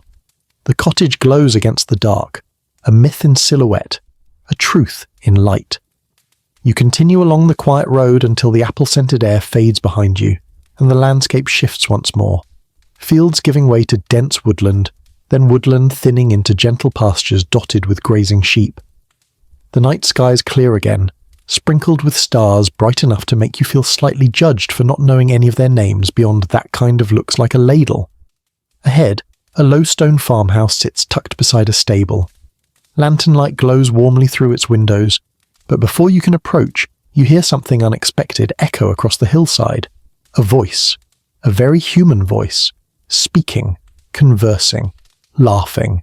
You freeze, because the villagers warned you about this place too, told you about the beast that spoke like a man. And now here you are, listening to what sounds suspiciously like a baritone having a perfectly fine evening chat with the darkness.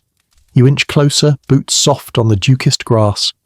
The voice becomes clearer, deep, smooth, oddly articulate, and absolutely not coming from a person. It's coming from the stable.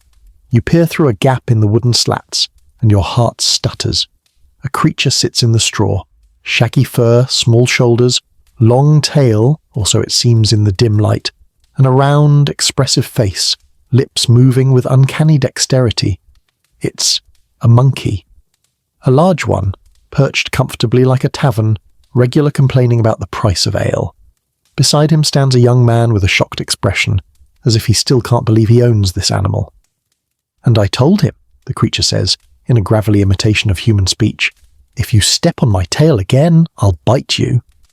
You clap a hand over your mouth to stop a laugh from escaping. Because that was impressively sassy. Here's your mainstream historical fact. Medieval Europe occasionally encountered exotic animals, monkeys, parrots, bears, brought through trade routes from Africa and Asia. These animals, especially certain birds and primates, were capable of mimicking human speech in ways rural villagers weren't prepared for. Written accounts describe talking beasts kept by nobles, merchants, or travelling performers, and historians still argue whether some so-called demonic familiars were simply misunderstood animals with impressive mimicry skills. The stable door creaks behind you. A woman stands there, lantern raised, expression equal parts suspicion and exhaustion. "You heard him, didn't you?" she sighs.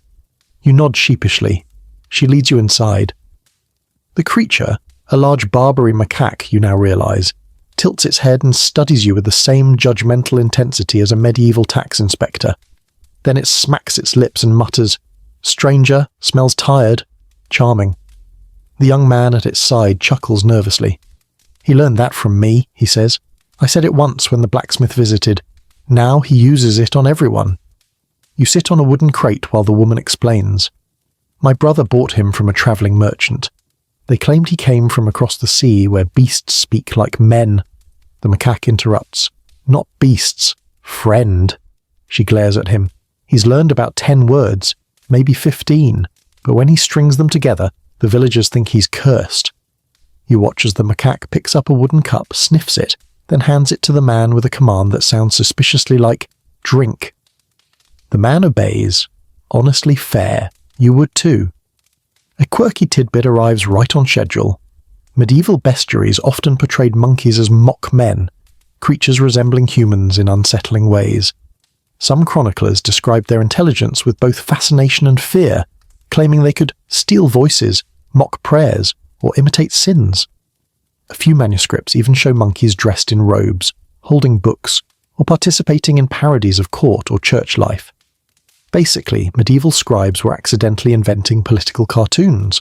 The macaque suddenly hops onto your lap, startling you into making a sound you absolutely hope no one heard. He pats your cloak with a small, warm hand and says, "Soft," then pats your cheek. Tired? Then pats your boot. Dirty. You blink. Wow. Brutally honest. The woman sighs deeply. He likes labelling things. You scratch behind the macaque's ear, and he melts instantly against your chest like he's made of relaxed pudding. The young man beams. See? Friendly. But the villagers think he's a demon. You nod sympathetically. To medieval farmers, anything that combined human-like movement, expressive faces, and the ability to mimic speech was suspicious enough to qualify for heresy charges. You're frankly amazed this family hasn't been accused of also owning enchanted spoons and bewitched laundry. Outside, the night deepens. Crickets buzz. An owl hoots overhead, sounding exactly like an owl trying its best to imitate a ghost. The villagers' fear, it turns out, comes from a recent incident. A neighbour swore the beast whispered his name while he walked home from the tavern. The macaque demonstrates by leaning forward and whispering, "Tom!" It's startling, too accurate. The kind of mimicry that feels like someone gently poking your sense of reality with a stick. You ask the man how he taught the animal to speak. "Didn't teach him," he says. "He listens. I talk. He remembers." He scratches the macaque's chin thoughtfully. And he's clever. If I call the dog, he says the dog's name too. And once, I swear he said a whole sentence. "What sentence?" The man lowers his voice dramatically. He said, "Close the door." You stare at him. The macaque stares at you, then shrugs. Cold. Honestly? Fair again. The lantern light flickers.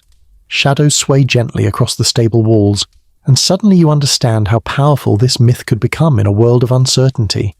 A creature that looks like a small person, speaks in fragments, understands tone and emotion, skilled at mimicry, appearing at night from behind slats or rafters. It would feel supernatural. It would feel wrong. It would feel like the border between human and creature was blurring. As you stand to leave, the macaque clambers onto your shoulder, wraps an arm lightly around your neck and whispers, "Friend." The warmth of him, the intelligence in his gaze, it's surprisingly moving. You gently lift him down. He scurries back to the straw, repeating softly, "Friend, friend, friend," as if pleased to add a new word to his collection. The woman escorts you to the door. "Please," she says, "tell the villagers he isn't dangerous." You nod. "I will." And you mean it. Because sometimes a myth doesn't need slaying. Sometimes it just needs understanding. A talking beast wasn't a monster, just an animal with a very good ear and a very big personality. You step back onto the moonlit path, feeling the night settle warmly around you. Ahead, another myth waits, and you're ready for it. The road carries you onward through soft moonlight, winding gently between rolling fields before narrowing into an old, rutted lane bordered by thorny hedges. The night feels calmer here, still, cool, and touched with that peculiar hush that settles over the countryside when everyone with common sense has gone to bed. Only the occasional lantern flickers in distant farmhouses, tiny amber stars scattered across the dark. But ahead, the path bends toward a small, sloping village where lights still burn in several windows. Not bright, warm lights, more like faint glimmers moving behind curtains, quick and purposeful, like people who don't want to be seen working at this hour. A faint metallic clink rings out, then another, then footsteps. Too many footsteps for a village this small. You've reached the domain of the secret order of night wanderers, and judging from the way the shadows shift between the houses, they're awake. As you enter the village, you spot a woman dumping a bucket of ashes onto her doorstep. When she notices you, she stiffens. "Careful," she whispers. "Stay inside after moonrise. The night wanderers are out tonight." She slams her door before you can ask a single follow-up question, leaving you with ashes, intrigue, and absolutely no instructions. A lantern sways on a post nearby, throwing a wavering circle of gold onto the dirt road. You listen, really listen, and pick up the sound of multiple people walking in sync somewhere deeper in the village. Low murmurs, occasional clatter, a muffled laugh. Nothing supernatural, but suspicious enough to pique your curiosity. You slip toward the sounds. Behind a row of old cottages, you find a cluster of figures wearing hooded cloaks. They move with practiced rhythm between buildings, carrying baskets, small sacks, wooden boxes, and rolled bundles of tools. None speak. Their lanterns are shuttered, letting out only thin blades of light. Your heartbeat quickens. This is the part where a normal person would step quietly away and pretend they saw nothing. But you lean closer. The figures pause. One turns, sensing movement. You freeze behind a fence. The figure steps forward, lantern raised, and then you exhale. He's just a teenager wearing a hood that's obviously 2 sizes too big. He squints. Who's there? You step out slowly, deciding honesty is safer than being mistaken for a raccoon. Traveller, you say, just passing through. His shoulders relax. Then keep walking, he advises. Night's busy. Busy. Right. Here comes tonight's mainstream historical fact. Medieval Europe had numerous nocturnal guilds, secret charitable societies and night watches, volunteer groups handling tasks that required darkness. From bakers working before dawn, to guards patrolling streets, to rag gatherers collecting scraps and ash, to informal mutual aid groups delivering food to the poor, these nighttime workers became mysterious figures to those who rarely saw them.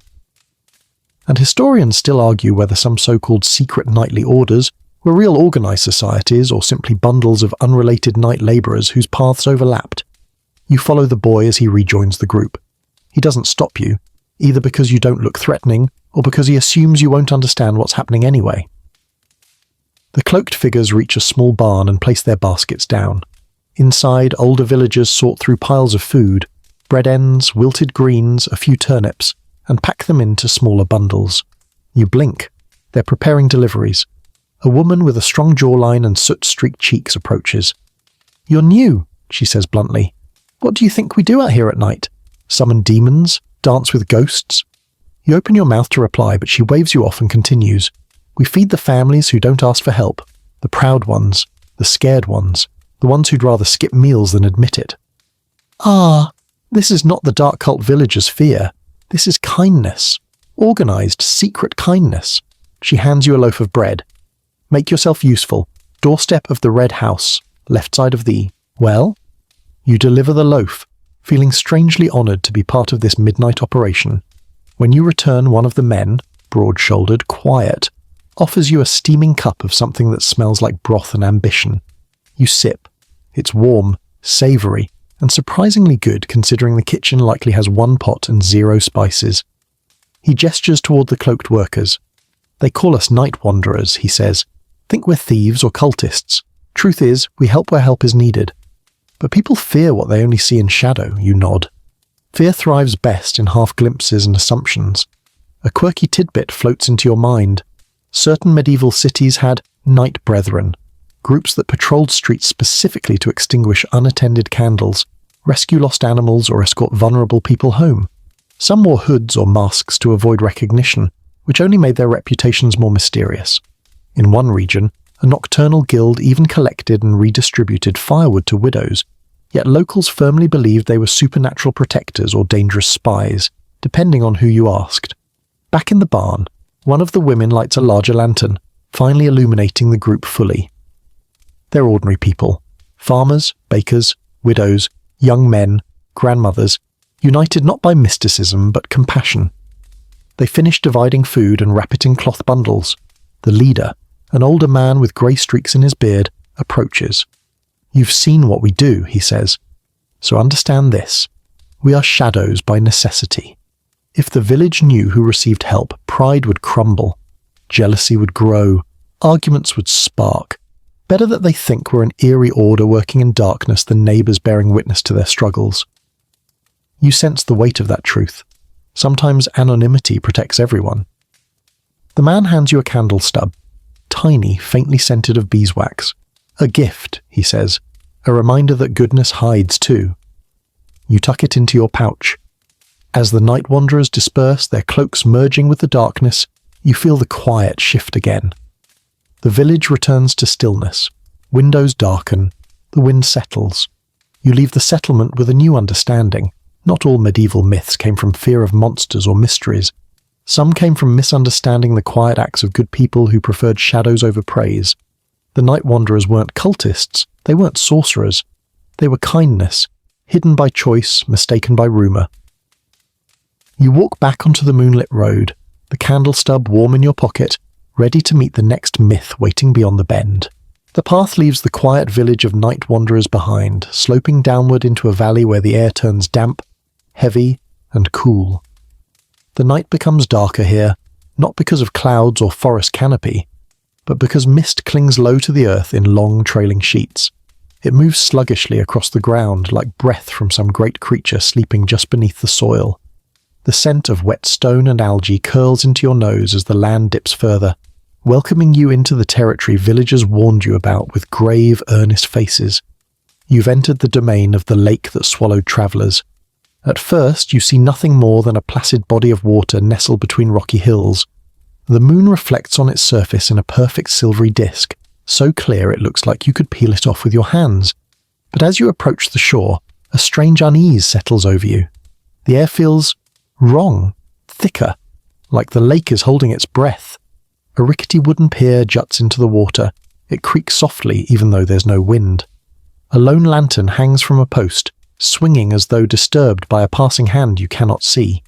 You take a cautious step onto the pier. It sinks, not much, but enough to remind you the lake eats first and asks questions later. A man with a weathered face emerges from the shadows of a nearby boathouse. He carries a fishing pole and the expression of someone who has seen far too many people ignore good advice. "Step back," he warns. "It's hungry tonight." You blink. "The lake?" He nods grimly. Takes travellers. One moment they're walking, next, gone. No splash, no scream, just gone.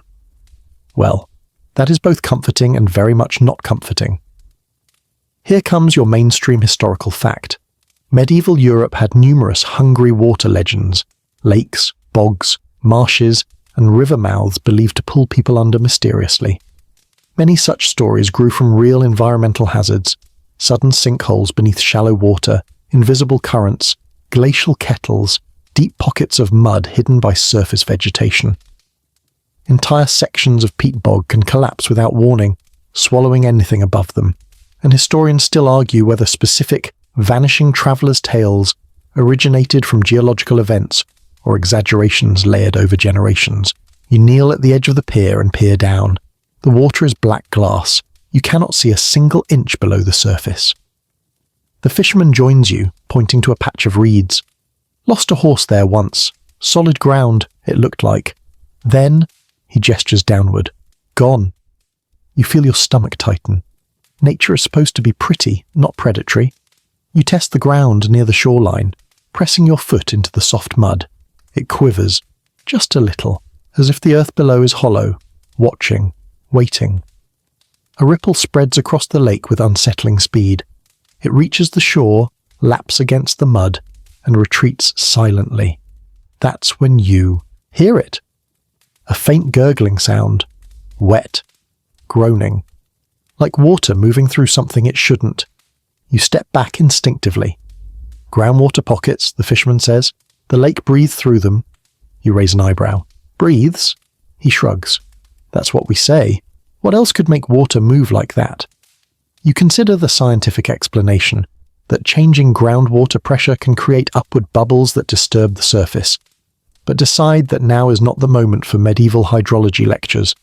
Then something moves across the water, not fast, not violent, but smooth, circular, growing wider. You tense. A turtle head pops up, a very unimpressed turtle. You exhale sharply, feeling mildly betrayed by your own survival instincts.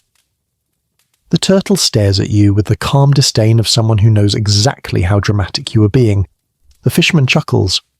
"You're lucky. Most nights it's quieter."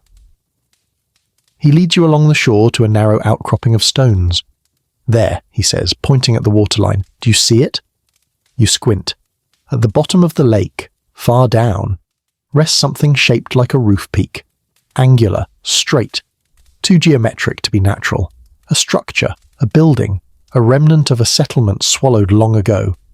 Your breath catches. This is no simple lake. It's a graveyard of lost land. The fisherman explains that storms once carved away the hillside, channeling water into pockets beneath the village. Houses collapsed slowly into the forming lake. People moved away, but rumours remained that the lake wanted more. And now, for tonight's quirky tidbit, medieval villagers believed lakes could become cursed when they covered former homes or graves. Some even held rituals to appease the water, tossing bread, coins, or herbs to calm whatever spirits they imagined lived below. In one region, locals swore a lake grew larger each year because it fed on wicked souls, which is either mystical folklore or a poetic way to describe erosion. A cold breeze slides across the valley. The lantern on the pier flickers more violently this time. You step forward, curious despite your better judgment. That's when it happens. A bubbling circle appears near the center of the lake, large, growing, rising quickly. The fisherman grabs your arm and pulls you back. Undercurrent, he warns, strong one. The bubbling intensifies, the surface churns, a whirlpool forms, not huge, but forceful enough to drag someone under if they stepped in. It spins for several seconds, then collapses as quickly as it began, leaving the lake perfectly calm once more. You swallow hard. It wasn't supernatural, just geology doing its best impression of a horror story. What causes it, you ask? Cold spring at the bottom, he says. Water rises, swirls, pulls, sometimes takes a sheep if it wanders too close. You look at the lake with newfound respect and lingering fear. No curses, no monsters. Just nature, ancient and indifferent. Still, when the fisherman mutters, "Never trust calm water," you find yourself agreeing wholeheartedly. As you leave the lakeshore, the moon casts long reflections across its surface. Bright broken bands that shimmer like flickering pathways. You know better than to follow them. The lake behind you falls silent, watching, waiting, but satisfied, for now, with simply being misunderstood. Your journey continues quietly into the next stretch of night, as the myths grow stranger and the truths beneath them deeper. You leave the valley of the hungry lake behind, climbing a long, winding slope where the air grows warm again, dry, crisp, carrying a faint mineral tang that clings to the back of your tongue. The grassy hills fade into barren ridges.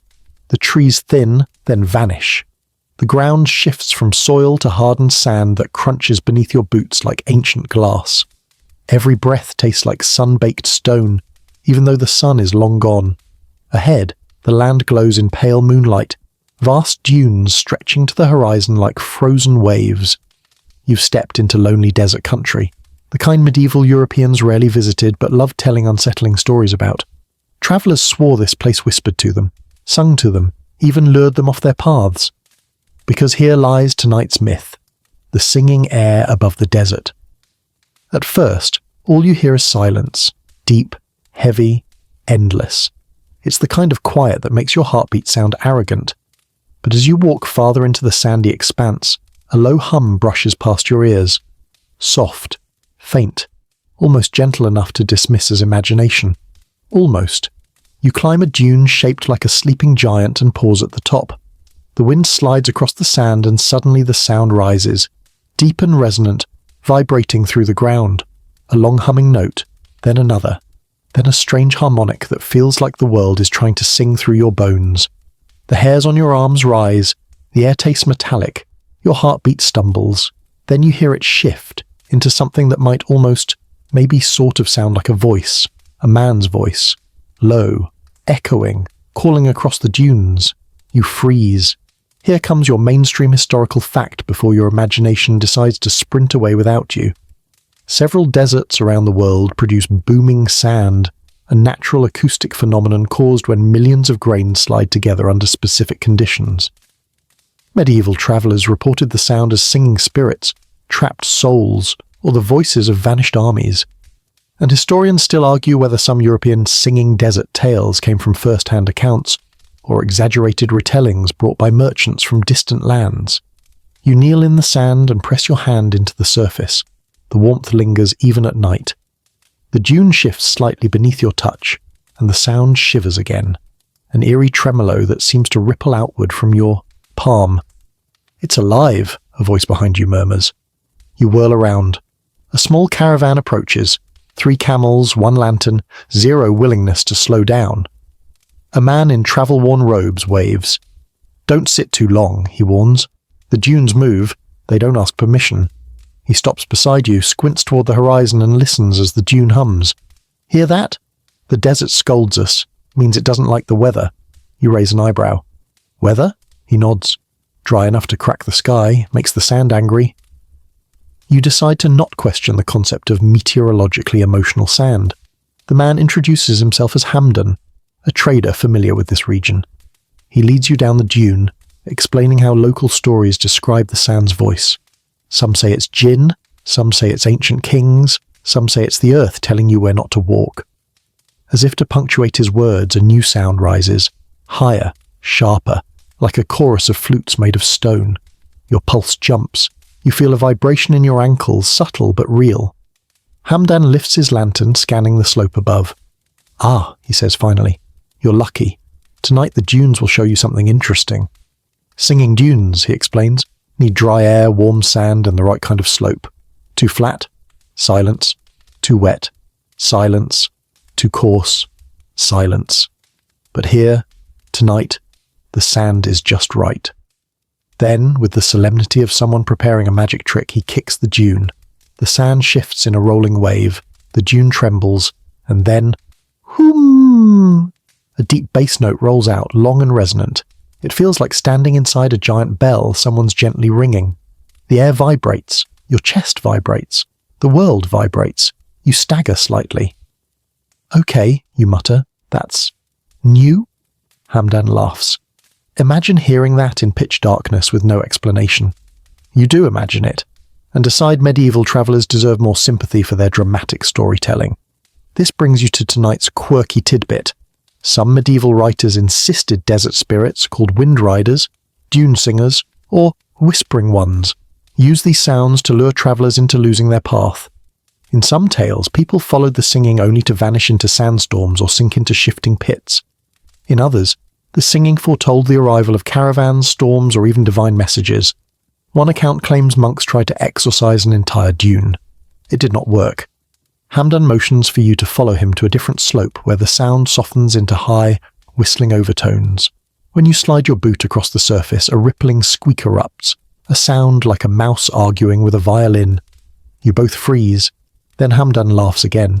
"Don't worry, that's just baby dunes learning to speak." You're not sure if he's joking or if this desert just has a very quirky personality. The wind picks up, blowing a thin veil of sand across the crest. The grains glide over each other in shimmering streams, creating a chorus of whispers, some low and mournful, others quick and fluttering. It's beautiful, haunting, completely otherworldly. For one long moment you understand the medieval mind.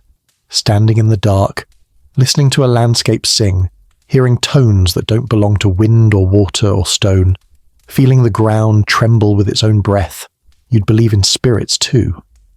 As you start to leave, the dunes hum once more behind you, a long, steady note that rises and falls like a living heartbeat. Hamdan lifts a hand in farewell. "Remember," he calls out, "the desert sings only when it feels like telling secrets." You walk on, letting the sound fade behind you. The night becomes quiet again. The sand stops trembling. The sky stretches vast and still overhead, and you carry with you the realization that sometimes myth isn't born from fear or even imagination. Sometimes it's born from the earth itself singing to anyone patient enough to listen. You leave the whispering dunes behind, brushing sand from your boots as the landscape shifts once again.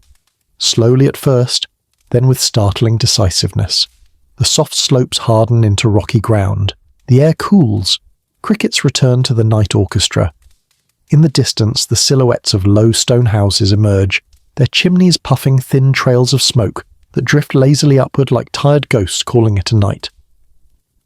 But the real presence here isn't the houses.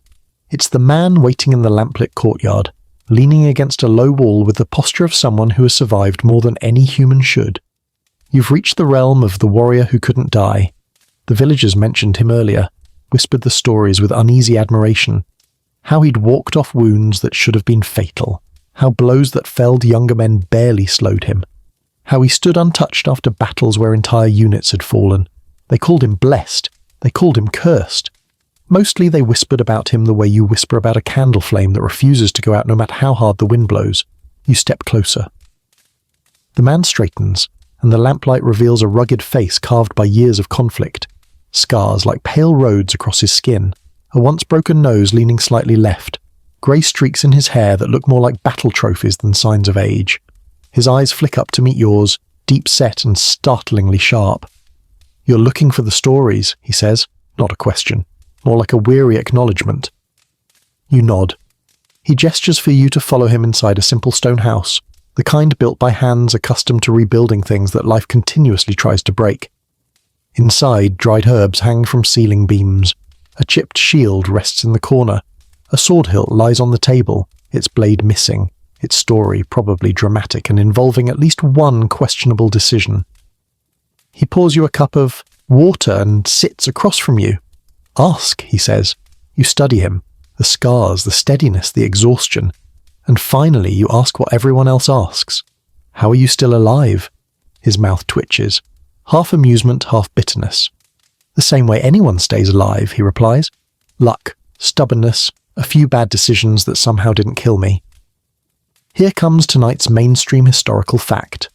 Medieval chronicles are full of accounts of warriors who supposedly survived impossible injuries, arrows to the face, sword wounds through the torso, crushed limbs, even falls from battlements.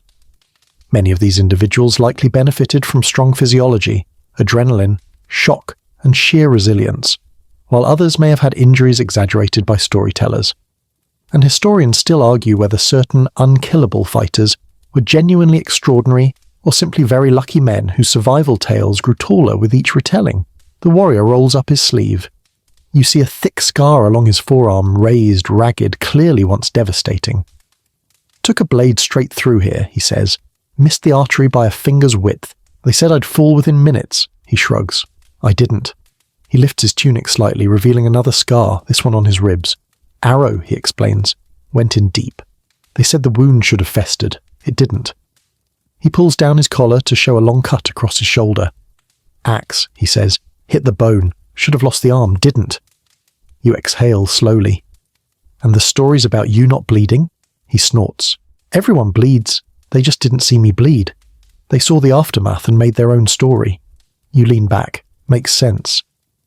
Medieval rumour logic goes something like, A. We didn't witness it.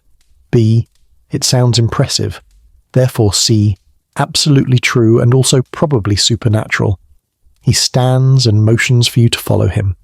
You step outside into the quiet courtyard. Moonlight pools on the stone ground. A cold breeze ruffles the leaves of an old olive tree. "Truth is," he says, "I should be dead. Many times over." He pauses. "But something in me refuses." "Refuses," you repeat. He nods. "Refuses to fall. Refuses to stay down." A shadow crosses his face. Not always a blessing. There's a heaviness in the way he says it, like a man who's learned that life can be heavier than death. He gestures toward the mountains. War takes everything. People think surviving is victory, but sometimes... His voice drops. Survival is what haunts you. He sits on a low stone wall, shoulders slumping. They call me unkillable because they need a story, something to admire, something to fear. But they don't see the nights when old wounds burn, when memories claw, when the world feels too heavy. You sit beside him in silence. Then he gives a faint, ironic smile. Still, I suppose immortality makes for good tavern conversation. That's your cue for the night's quirky tidbit. Medieval soldiers often exaggerated comrades' survivals as propaganda or morale boosters. One fighter surviving a brutal battle, he becomes protected by saints. One man recovering from a severe wound, suddenly nothing can kill him. Over time, these reputations became legendary, giving rise to myths of warriors blessed by divine forces or cursed to never die. You ask him gently, "Do you want them to stop telling the stories?" He shakes his head. "No. Let them believe what they need. If it gives them courage, I won't take that from them." He stands, stretches stiff muscles, and walks toward a small shrine in the corner of the courtyard. He lights a candle, not to celebrate survival, you realize, but to honor those who didn't share his fate. He doesn't say it, but you understand. The stories make him a myth. But in his heart he carries the truth, and the weight of being the last man standing more times than anyone should. When you leave, he gives a short nod. Not farewell, not goodbye, just acknowledgement, a warrior's respect. You return to the road, the night quiet and watchful again. And you carry with you a reminder that myths of immortality often hide painful truths beneath their shining surface. Sometimes the man who can't die has simply lived long enough for everyone else to fall away. You walk on through the quiet countryside until the rocky ground beneath your feet begins to rise slowly at first, then with deliberate steepness. The path narrows into a twisting trail carved between jagged slopes. The air grows colder, sharp, metallic, carrying a faint mineral scent you can't quite place. Even the wind seems to hesitate here, brushing past you in short, uneasy breaths instead of long, sweeping gusts. Ahead, the land bulges upward into a looming solitary peak. Its outline cuts harshly against the night sky like a dark tooth biting at the stars. This is the mountain villagers warned you about, the one they only call in hushed tones, the mountain with a heartbeat. It looks ordinary enough at a distance, a bit brooding, a bit dramatic. But mountains are allowed personality flaws, yet as you climb, something shifts. You feel a pulse, not a sound exactly, not a tremor. A faint rhythmic thudding you sense through your feet. Soft, slow, steady, like a heartbeat deep within the earth. You stop walking. The sound stops. You take another careful step. It returns. Thud, thud, thud. Your first instinct is to tell yourself you're imagining things. Your second instinct is to assume the mountain is alive and thinking thoughts you'd rather not know. Your third instinct is to turn around and go home. But curiosity, the eternal tyrant of your life, drags you forward. Halfway up, you pass a shepherd sheltering under an outcrop with a few sleepy goats. His cloak flaps in the wind like it's trying to run away. When he sees you, he grabs your arm. "You feel it, don't you?" he asks. You nod. He shudders. The mountain is awake again. Every few nights it stirs, sometimes softly, sometimes like thunder in the bones. It's the old spirit moving. Ah, yes. Nothing says comfort like the phrase old spirit moving, but here comes your mainstream historical fact. Medieval people often interpreted natural geological vibrations, caused by shifting rock layers, underground springs, or small-scale seismic activity, as signs of supernatural life within the earth. Many regions with frequent tremors developed myths about mountains that breathed, growled, or hungered, and historians still argue whether some specific legends formed around pre-modern awareness of fault lines long before modern science confirmed them. You continue upward. The pulse grows stronger now, more distinct.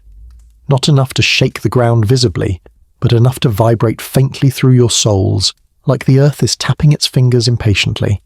A thick mist gathers near the peak, swirling low and heavy around boulders. The moonlight fractures through it, creating shifting shadows that look suspiciously like they're moving with intention. You pull your cloak tighter and push on until you reach a narrow plateau between two towering slabs of stone. That's when the mountain exhales. A long, low rumble rolls through the rock beneath you. Not loud, but deep. So deep it resonates in your ribs. Your heartbeat stutters. "Okay," you whisper to no one in particular. "That's unnecessary." The ground under your boots pulses once more. Thud. The mist rolls. Loose pebbles jitter across the slope. You brace yourself against a boulder and listen carefully. It's not random, not chaotic, rhythmic. Your rational mind kicks in, whispering explanations about subsurface caverns and pressure pockets. Your medieval mind, freshly traumatized by talking beasts, ghost nights, and hungry lakes, whispers, "Maybe don't climb inside a mountain that might have opinions." Suddenly a man steps from behind a large stone. He's dressed in coarse wool, carrying a staff. His hair is wild, but his eyes are steady, focused. "You heard it," he says. You nod. He touches the ground with his hand and closes his eyes. "A few times a month," he explains. "Always near the same hour, sometimes faint, sometimes fierce." He stands and gives you a searching look. "You want to know what it is, don't you?" You don't answer, because yes, obviously you want to know. He gestures for you to follow. He leads you toward a narrow cleft in the rock. Inside, the air grows warmer, carrying the heavy scent of minerals and deep earth. The walls glisten faintly with moisture. The passage slopes downward. The heartbeat grows louder, then the cave widens into a chamber where warm air rises in shimmering currents. The ground here is cracked in thin, branching lines, some glowing faintly with reflected moonlight from the opening overhead. As you step closer, the whole chamber pulses. Not violently, just enough for dust to rise in gentle puffs. The shepherd smiles faintly. A warm spring sits beneath this rock. Water pushes through channels when the pressure builds. The mountain shifts, breathes. He places a hand over his chest. It feels like a heartbeat to us. You exhale, relief flowing through you. Makes sense, natural, normal, well, normal-ish. Then your relief deflates slightly when he adds, but the old stories say it belongs to something trapped beneath. You rub your temples, of course they do. Here arrives tonight's quirky tidbit. In several European regions, mountains with rhythmic tremors were believed to contain sleeping giants, imprisoned dragons, or ancient kings enchanted beneath the stone. Some villagers even tracked these tremors as omens, predicting weather, luck, or danger. One chronicler wrote that a sleeping god shifted beneath a mountain whenever misfortune approached. A poetic way to interpret rock pressure changes, perhaps. You sit on a smooth boulder as the chamber pulses again, slow, measured, almost peaceful. Sitting there, you understand how myths form, not from foolishness, but from seeking meaning in the mysterious rhythms of the natural world. A mountain that seems to breathe would feel alive. A living mountain would deserve a story. And a story, once told enough times, becomes truth to the people who cling to it. The shepherd touches your shoulder. Stay long enough, he says quietly, and you will understand why we respect this place. Even if the stories are wrong, the mountain is still powerful. You nod, rising to follow him back outside. The fresh night air hits your face, cool and invigorating. The stars feel closer here, like scattered embers drifting down from a cosmic fire. As you descend the slope, the heartbeat fades. Thud, thud, thud, until it disappears entirely, yet its echo lingers inside you. Some myths are born from fear, some from wonder, and some, like this one, from the deep, ancient pulse of the earth itself. The mountain's fading heartbeat follows you for a while, an echo in your bones, a rhythm that seems to sync with your steps as you descend back into open country. The night stretches quiet and star-spilled, the air crisp enough to sharpen your senses but gentle enough to keep your thoughts drifting in a sleepy haze. You walk along a narrow lane bordered by low stone walls, each one softened by moss that glows faintly in the moonlight like soft green velvet. Eventually the road leads onto a long arching bridge of pale stone. At first glance it looks perfectly ordinary, old, sturdy, the kind of structure medieval masons built with an almost stubborn sense of permanence. But the moment you set foot on it, the world seems to shift. The air feels different, thicker, stiller. The night around you grows slightly muffled, as though someone turned the volume knob of reality down a few notches. You've reached the final legend of the night, the bridge where time slows down. You take another step. Your breath feels longer, your blinking slows. Even your heartbeat seems to relax into a languid rhythm, like it's settling into a warm bath. You glance behind you. The grassy road looks normal. The trees sway gently. But here, in the center of the bridge, everything feels suspended, caught between one moment and the next. A man sitting on the far parapet lifts a lantern. His cloak flutters softly in a breeze you don't feel. He nods to you with calm recognition, as though he's been waiting. "Strange place, isn't it?" he says in a low, even voice. "Feels like the night holds its breath." You nod because speaking feels oddly slow, like pushing words through honey. He pats the stone beside him, and you join him on the parapet. His lantern casts a warm circle of light on the stones, though the glow seems to spread more sluggishly than lanterns normally do. "You're wondering why time feels strange here," he says. "Very much," you reply, sounding like you're learning to speak for the first time. Here comes your mainstream historical fact. Medieval travellers often reported time distortions on certain bridges or roads, places where journeys felt inexplicably short or long, where distances felt warped, or where people swore entire hours passed in what should have been minutes. Many such locations aligned with natural acoustic dampening zones, temperature inversion pockets, or magnetic anomalies that affected perception. And historians still argue whether some slow-time bridges sat atop geological features that subtly influenced human senses. The man continues, "My father said this bridge was built on a fault. My mother said it was built on a blessing," he chuckles. Both explanations seemed equally dramatic. You watch a moth drift lazily around the lantern flame in a pattern so slow It almost seems choreographed. The river beneath the bridge moves like thickened ink, smooth, unhurried, unnervingly graceful. A low hum begins under your feet. Not sound. Something deeper, almost like the ghost of the mountain's heartbeat, softened into a lullaby. The stones radiate faint warmth. The man sighs. Some say time thins here. Some say it pools like water. People once avoided this place after dark, claimed it tempted travellers to stay too long, to forget the road ahead. You try to stand but feel resistance. Not supernatural force, just the heaviness of perception. Even your limbs feel slightly delayed, as though your body and mind aren't perfectly in sync. The man gestures toward the centre of the bridge. Go ahead. Walk it slowly. Watch. You do. With each step the world softens. Your senses blur into something gentle, dreamy. The lantern seems farther than it should be. The moon seems brighter. Your boots feel unusually light. You're aware of time, but only the way you're aware of a distant owl hooting. Present, but unimportant.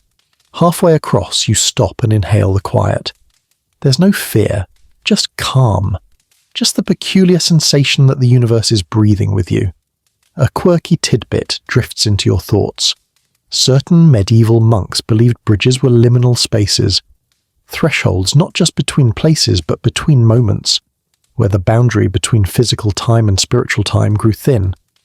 A few communities even recorded miracle accounts of people stepping out of time briefly on long crossings, though modern scholars suspect exhaustion, low blood sugar, or simple sensory distortion played a part.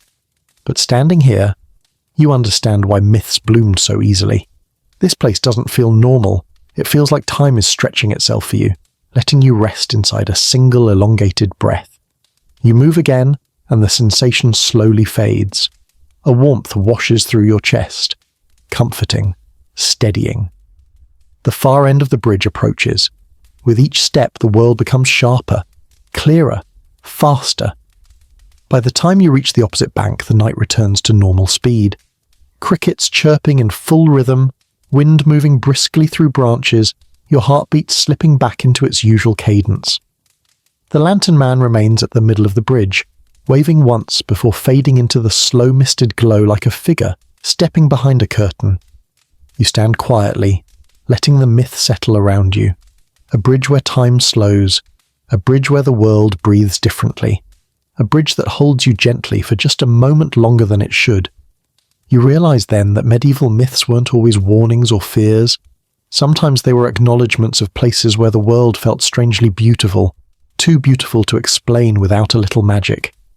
You look back at the bridge one final time.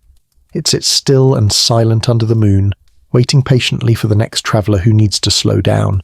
And you step forward, ready, finally, for rest. And now, with all 20 myths unravelled, the night around you softens into something quieter, gentler. You walk a little slower, letting the cool air wrap around you like a blanket just pulled from a line under starlight. The ground beneath your feet feels warm and steady, and the world seems to exhale, releasing the last of its tension as if inviting you to do the same. The road fades into a smooth, dreamlike path. No stones, no shadows. Just a long stretch of calm leading nowhere in particular. The sounds around you melt into distant murmurs, a breeze brushing through tall grass, a faint trickle of water somewhere unseen, maybe even the quiet memory of the singing dunes far behind you. Everything blurs together into a soft, comforting hush. Your shoulders loosen, your breath deepens, your thoughts drift, then drift again, becoming lighter with each passing moment.